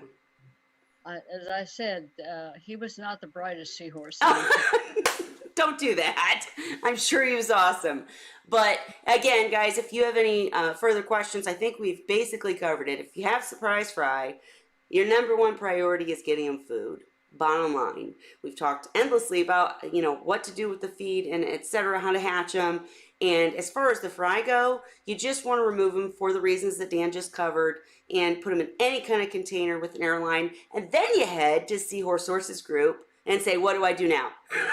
Or attend a future episode of Wine Wednesday when we'll talk more about this. But we're officially in open chat. I want to make sure to ask Laura's questions before we go. But Nicole, I feel like I cut you off. Did you have something else to say, ask, or did you want comments?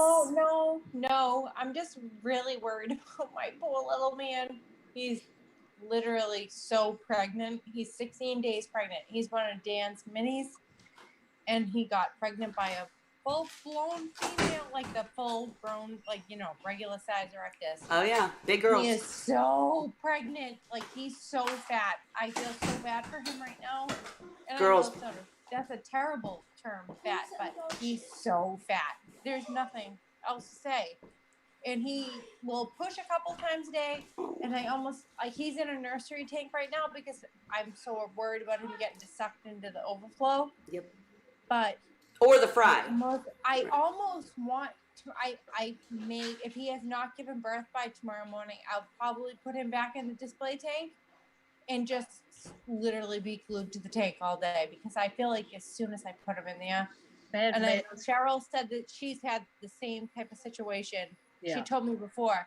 She said the same type of situation. He's like, nope, I'm not doing this. Not in here. He wants healthy babies. I mean, come on. Yeah. Hey, really Yeah. quick. I want Dan's response. He's the mini man. Oh, wait. He's I a think mini I man. think I said that wrong. Whoops. Okay. Dan is the mini man raiser. Let's go. Well, that didn't sound good either. But anyways, They do it when they're ready. I know, but Cheryl, hang on. So, Dan, your He's little 16 days today, and he looks like he's gonna blow. You guys, I remember the post where the little mini seahorse was literally losing eggs because he couldn't take them all in. Now he's Yes. super. So, Dan, you've created these mini man monsters that go after big girls. What are we doing about this? What does she do? It's all Dan's fault. He's the one that created the mini males that are super studs. Certainly not. I don't think it's his fault. But now I'm like, what do I do with him? Because I want them all to be safe, but I can't be glued to a tank 24 hours a day, and my overflow goes top to bottom, and I don't know how to do it efficiently. And also, even if I do cover the intakes of the overflow, I feel like they'll get suction to it and they won't live anyway. So I don't know what to do. Hey, he should be strong enough not to get stuck to it, number one. Yeah. Number two, Oh, if he is certainly, but his fry will not be. Well, that's true. The fry, that's a whole different ball game with the fry. The best thing to do in that particular setting is that when you think he's close, is to go ahead and move him to the fry tank, the future fry tank, and let him deliver in that tank, and then Yeah, move him he back. already is. He's been there for several days, and then he had some preemies. Well, He's the had longer some preemies, and they're fine. But now he's the lo- 16 days pregnant, and the he's like ridiculously large. right, they can go up to about 21, 22 days before they deliver. That's So just max. let him be, and just keep Yep, him in the 10-gallon, and just let yep. him. The poor guy just he The a the couple poor at least a few times a day he starts like twitching, pushing. And I'm Yeah, like, but the come poor on, guy, buddy, please. yes, but the the poor guy, advantage. he's choosing to keep those fry in because he wants to make them super healthy. Go Oh ahead, Dan. God, I'm like Right. glued to this tank 24 hours a day. I can't even walk away. The longer he holds them, the bigger and the more mature the fry will be. Better they are. Yeah. It's going to be advantageous for him to hold them longer. And he Okay. wants to surprise you. Surprise fry. So It's for this episode. I'll leave him be. I will not put him back in his display tank. Yep. I desperately want to ask the questions. I'm telling you now, Laura, we're probably going to do rapid fire answers to these questions, and then we're going to bring it up again in a more specific topic in the future. So, Oh, sure. yeah. It's no problem. But before I do that, did anybody actually? Do we want to try to answer very quickly and briefly, and then promise to discuss it in more depth in a future episode? What do you guys do about your overflow box when you have, or when you're expecting surprise fry, or when you know your seahorse is going to deliver and you have an overflow box? What do you do? There's two ways to handle this. First of all, covering it is not going to be a very effective way. It's a pain. So the easiest thing to do is, one, shut off the flow for a short period of time. If your seahorses deliver at a certain time, usually it's for early in the morning for most people, you can temporarily shut down or slow down your flow if you've got the ability to do that. The second thing is to move the male to a birthing tank. Anyone else have a comment? I've had I males. just shut off the pump. Mine has always given birth at breakfast, like right around feeding time, 6 a.m. We're definitely So gonna. they're getting ready to feed them. Now he's giving birth. Unplug the pump. If I miss some, then Right. you know Yes. it happens. But generally they don't go straight into the overflow. You have time. Mine Well, have hung breakfast- out maybe like a while before they get to the overflow. They'll be in other parts of the tank. They're not just all getting immediately sucked in. Well, I just want to say I think I'm sure you're correct, but that depends on your tank. I have quite high flow in my display tank, so the few times that I've had surprise fry, and we'll discuss in a future video about how you can kind of start to figure it out after the surprise fry, start to figure out a schedule, know when they're going to give birth. As she said, she has breakfast babies. But in my tank, the fry went straight down. I mean, like literally, I could be in the room watching them as Nicole does. Oh, Nicole's showing us something. Hang on, guys. Let me put her up. But and I want you to talk here in a second, Nicole. But how do I make her the big one? Breakfast normally deliver Okay. at first light. So what I typically do, if I've got a male that's is expecting, I go in, unplug the filter, turn on the light, and wait for him to go into labor. I've even had males that I have moved in out of the display tank into a nursery, Yep. had them deliver, and had them back in the main tank for breakfast. Gosh. Yeah. Well, hey, I really quick, Dan, you're still the host, so can you, if Nicole starts showing again, can you make her the speaker view? Or if I do it Yep. as non-host, it'll keep just showing whoever's talking. And Yep. I want Nicole to show again, hint, if you can. But I just wanted to say that I've had the similar experience. I work, I didn't have, frankly, I didn't have a fry tank set up or a nursery tank or any of this crap. Surprise fry, you don't know what to do. And as I mentioned earlier, I was freaking out because in my particular system, the fry did go immediately to the overflow box. I wasn't here to see it, but they were all there. And when I came home, and I was gone for literally like 10 minutes, and they were all over this floss that was guarding my algae scrubber. And I felt terrible. And I think Dan or Felicia or someone told me, wait, stop crying. Put them in a container of fresh salt water at a very, very slight airline, just barely, just breaking the tension, giving them oxygen, and go walk away, Kelly. Walk away and look back in like 20 minutes. And I had fry swimming everywhere. I'm absolutely amazed by Nicole's experience of premature fry ending up swimming around. That's amazing. So you just never know. Go ahead, Dan. What were you going to say? No, I've at some point we got a couple questions in the chat area. Let's go to the questions, and we want to get to Laura's questions. We can always talk about this further in the future. Go, Dan. Dylan had some questions. Let's see. If you have copepods in the tank, do you think the fry would survive long enough to get the baby food ready? And my answer to that is that some food is better than no food, but the odds are you have nowhere near enough copepods to begin to really feed the fry. The problem is that if you sit down and actually watch the fry eat, they'll eat a food item roughly every 1 minute to 30 seconds. They're eating something, and if you multiply out the fry times the amount of food they're eating, it takes a crap load of copepods to even begin to feed them. But it's still a good thing to do if you can, if you have enough. And if you can harvest them, that's even better. And sometimes you can run down to the local fish store, and places like Algae Gin, Algae Barn, etc., sell copepods, and they'll have some in the store that you can buy. But that will be nowhere near enough food. On any type of a consistent basis. Is just a little bit for now. Good for emergency though, right? It's good for a temporary emergency, but if you get a bottle, say of 250 copepods, and you've got 25 fry, well, that's 10 copepods per fry. So you got 10 minutes worth of food, the way I look at it. Yeah. Right. So They something eat is better than constantly. nothing, but you're just not going to have it. Very rarely will you have enough. Now, your other question was about a UV, and I'm going back to see what the question was. Let's see. Do you need a UV on a Seahorse tank? Now, an adult tank, it's helpful, but on all my Seahorse tanks, I rarely run UVs. I'm more concerned about having adequate filtration in terms of mechanical filtration, such as a protein skimmer and things like that. The problem with UVs that I see is it gives people a false sense of security. If you're not filtering them down to 1 micron before the water goes through them, then you're having large particles that go through, say a particle at 15 microns, and you've got bacteria that's down at the 0.0 something microns. That 15 micron particle acts like an umbrella and shields the bacteria. So it's not as effective as you would like it to be. Plus, a UV does nothing for biofilms that develop in the tank.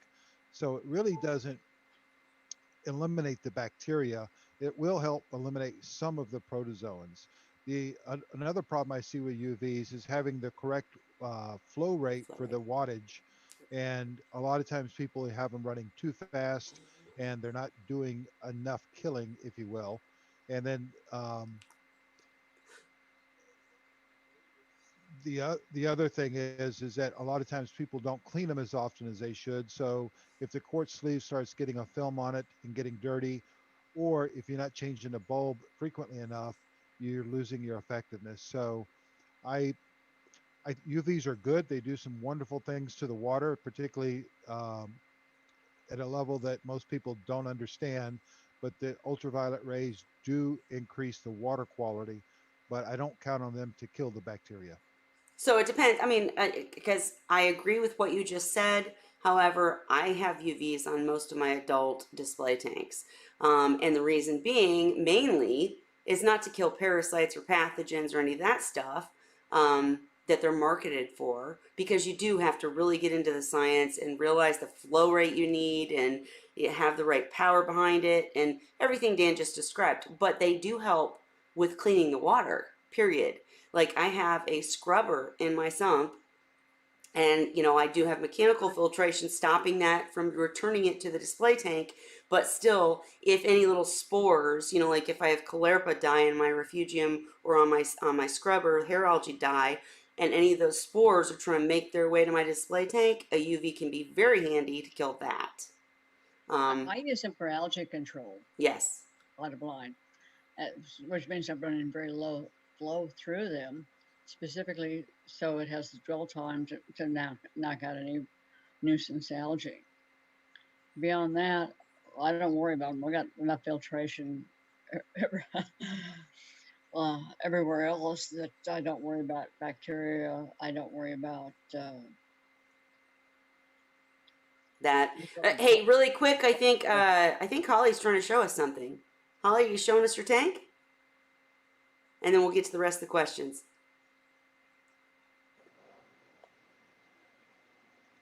Oh, I just had to feed everybody. So. That's your baby tank that you just set up. Hey, Yeah. Cheryl, love you so much, but if anybody else talks, it goes to them. So, I can't see Holly, if you talk. can see. There's some. Maybe I can't see where the camera is. So I There's see. a seahorse. See him I or see. not. There's a seahorse. Do you see him? Yeah. Yeah. So this is that tank, Cheryl, that I moved the babies to after that Aptasia got on the side of that one seahorse. Yeah. And he's gone. I don't know if it's going to come back. It's 2 days later now, but there's no sign of it now. The Aptasia was not in their tank. It was in my other baby's tank on the sponge filter. So it got transferred somehow to theirs. So I emptied everything, started brand new, and You got the little guys in a new tank that's completely clean. yeah, Okay. yeah. And they didn't have any. I didn't find any in their tank. But the sponge filter in my smaller baby's tank was covered in it. Wow. And so You're the best seahorse baby mama ever. I love you. You Wow. literally are the best seahorse baby mama. I love you. I mean, I want to know how your sponge filter. You too. Sorry. I want, you guys are both awesome seahorse baby mamas, all right? But Nicole, you get credit too. But I'm really curious. I'm sorry, Laura, we are going to go to your questions in 1 second. But she had to go. Okay, so I am very curious though. Why do you guys think her sponge filter was covered in Aptasia? How did that happen? Well, I'm pretty sure. Well, this is kind of strange, but I keep my sponge filters in the sump tank to my main display tank. Okay. In that tank, I have live rock. What's interesting is I don't see any Aptasia at all in that tank. They hide well. It must be some. I mean, that's the only place I think it could have come from, unless possibly brine shrimp. Give it 6 months. Don't do anything, and the entire tank, sump, and everything else will be covered with them. Trust me. Well, those things are crazy. Yes. Well, the thing is, this tank, I've had it 2 years, and I've never seen them in there. I do have a peppermint shrimp. They seem to hide. That's why, like, when you talk about quarantine and quarantining items that you're going to add to the tank, you have to feed the quarantine tank, because if there's no food for the Aptasia, they just hide. They can hibernate forever. And the bottom line is you're probably feeding more with the seahorses, and that's when they start saying, oh, there's food. Ooh. You know. And the peppermint shrimp. So what happened the other night, there was one on my baby seahorse. Oh my God. It's how I found it. I was feeding them, and I look at them all the time. I see them all the time because I feed them several times a day. So it was like this time of night. So it was their last feeding, almost bedtime.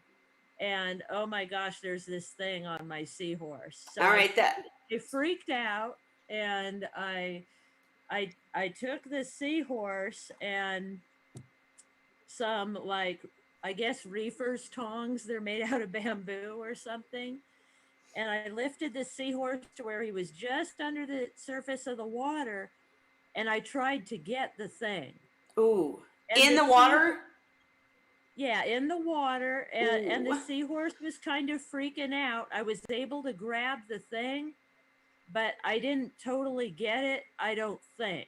Yeah, I was going to say The thing Aptasia. is, I think it wasn't fully attached though, because now looking at the Seahorses, I can't find it. I don't see it on anything. Okay, well, I'm not saying at all that you did anything wrong, but I can tell you from personal experience that Aptasia, when you piss them off, they release They spores. make more, right? Yeah, they're like spitting out babies. So, Yeah. so we're gonna make a full episode about pests and what to do about them and etc. But Cheryl, I feel like you want to say something. Go ahead.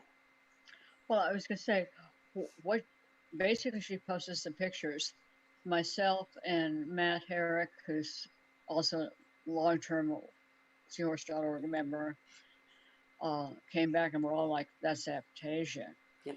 Problem with Aptasia is it can come in on a rock, it can come in on a plant, Yep. it can come in on your hands if you've touched a tank and then put your hands in another tank. Yep. If you've used any equipment. The thing is with the peppermint shrimp, that's what's keeping them under control in the one tank.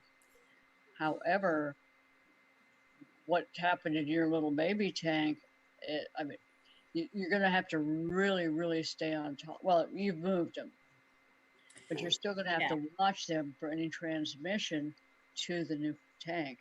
And the thing is, what they'll do is, if Go ahead, Dan. motion, they're going to all of a sudden shut down and scoot away, and you will not even be able to see them.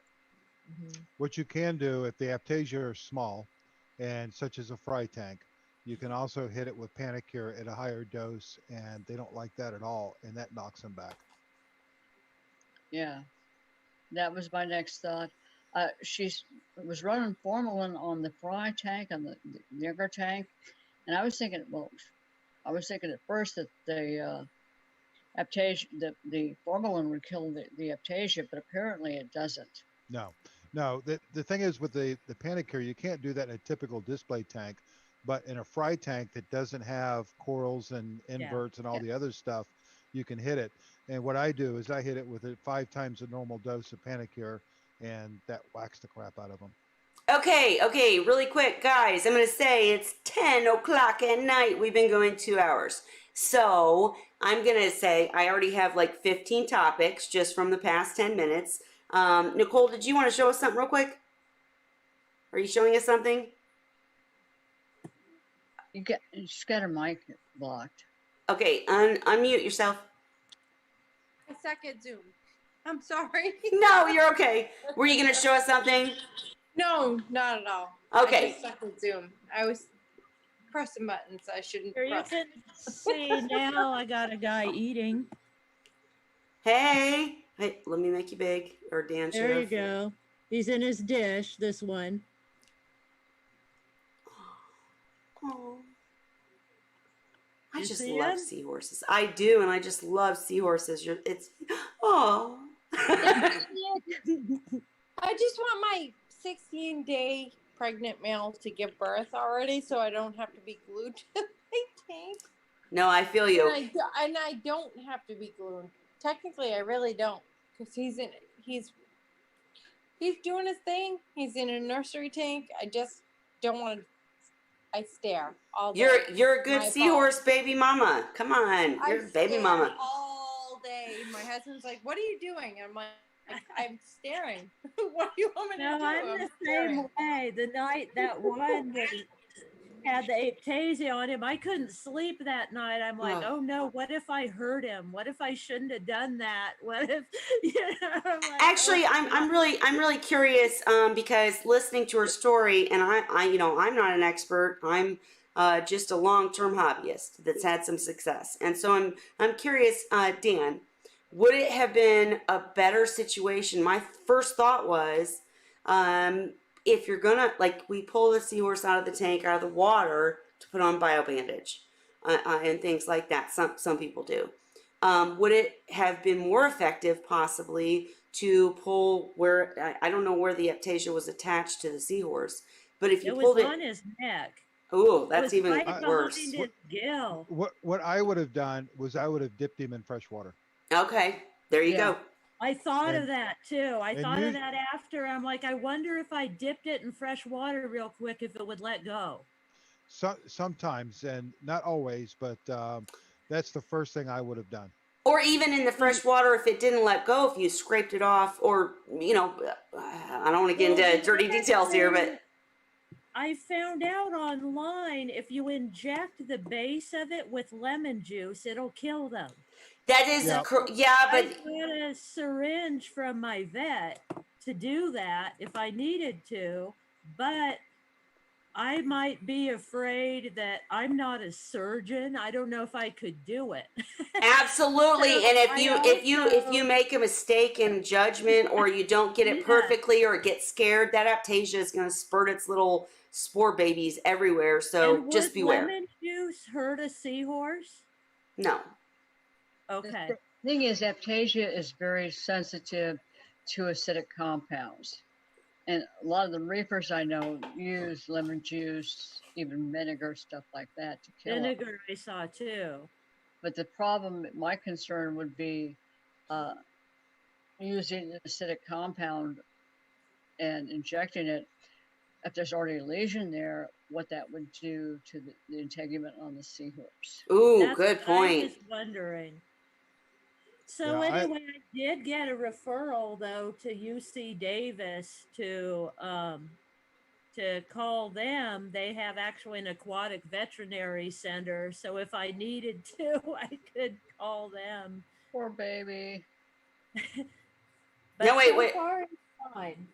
I'll Yes. also say I have done where I've seen Aptasia in the past, and I've done 15-minute freshwater dips.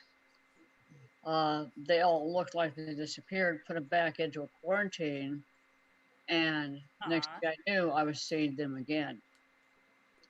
So they're rather hard to get rid of. Oh, so that was another question I had. So the sponge filters that they were on, can I now never use those again? Or is there like a bleaching and wait a long time procedure that would make those sponge filters safe to reuse in the future? You can reuse them. hold- You can hold on. reuse them. Hold up. The problem with bleaching most filters is it kind of destroys them. So what I Gotcha. recommend is do a high concentration of peroxide on them and let them soak for 24, 48 hours in that peroxide solution. And that won't harm the sponge, but it will take care of the Aptasia, especially if you're doing that in fresh water with peroxide. Mhm. And I Gotcha. want to do a quick shout out. Dylan's Little Hobbies. I'm so excited to hear that the videos on this channel and Wine Wednesday has convinced you to set up your first tank. Yes, I'm so happy. Be sure to join us next week. We get a little crazy and wild at the end of Wine Wednesday. The wine starts hitting and we start talking about all these topics. But we do try to cover a specific topic at the beginning, and then we share at the end. In fact, I'm not trying to cut anybody off, but I just wanted to thank you. And I wanted to ask, before we get back to the Aptasia situation, which we will make a full Wine Wednesday about, Nicole, what are we looking at? This poor fella, 15 days pregnant, and the angle does not do him any justice. You go from the front or the back, he looks like he's a balloon animal. Like, this poor guy. I just wanted to push him out. Push him out. Go home. I see the labored breathing. I see it. So pretty. Yeah. Nicole, I've seen them get much larger than that with Yeah. pregnancies. I'm saying that's what I was thinking too, Dan. He's not. I've seen him where they look like Sure. basically a great big balloon with a head on one end and a tail on the But other. this guy has already released premature fry. He's not giving her the rest because he's trying to make them big and strong, and she just wants them out. Yeah. But Well, if he's young, he's not going to get anywhere near as huge. Yeah, see, he's young too. And I think that's the thing with mine is mine doesn't really get real big when he's pregnant, and he's pretty thick bodied already, so he looks pregnant to No, me all the he- time. he look this video is very deceiving. He's enormous. Like you look at him from the front, back, he's like enormous. Also, I've seen him from the front. You can tell. I've seen your other pictures of him, and Yeah. I can tell. yes, but also the last two broods, he was 10 and 16. And those were from my other female mini, which is tiny. She is puny in comparison to the rest of the rest of my seahorses. He's grown tremendously, as Dan said in the past, that I feel like he's competing with the other male that's in the tank. And the full grown female impregnated him this time. And he's so big. He's so uncomfortable. And I feel like he's very mad at me because he's in a nursery tank. Ugh. Do you have children? Because it's one of those things. If you've had children, you know what it's like to be pregnant. Ugh. Hey, listen, you guys. Go ahead, I've Nicole. had my son's gonna be 20 next month. I have a 16 and 15-year-old. He's acting like I don't even know what he's doing, because sometimes he pushes and I'm like, oh my God, I can't even do anything during my day. Typically, Gonna give birth. when the male goes into labor, the Yeah. first thing you're going to see is them shifting from one side to the other, back and forth. And he does that, and he's pushing, he's doing all of those things. Nicole, here is the answer. He's a man. He's gonna do it the way he wants to do it. Just chill out. Hey guys, no, listen, I'm so sorry, please. I love the stories. I want to talk about this endlessly, but as far as the stream goes, we've been going almost 2.5 hours. So I'm trying to shorten these, and we we love talking so much. You can always join the stream, and it goes on after the live stream ends. We keep talking. So everybody else, hold on a second. We're going to come up with some more topics based on the things we've discussed tonight. And if you have any questions about Surprise Fry, please put them in the comment section, and we'll announce next week's topic very, very soon. So guys, I am going to cut it off just because it's getting really late. Yeah, I sound rude as heck. I'm so sorry, but let's say good night You guys and don't happy have to go, Wednesday. but let's end the stream. Yes, please. Okay. So everybody say bye to anybody watching. Bye. Bye.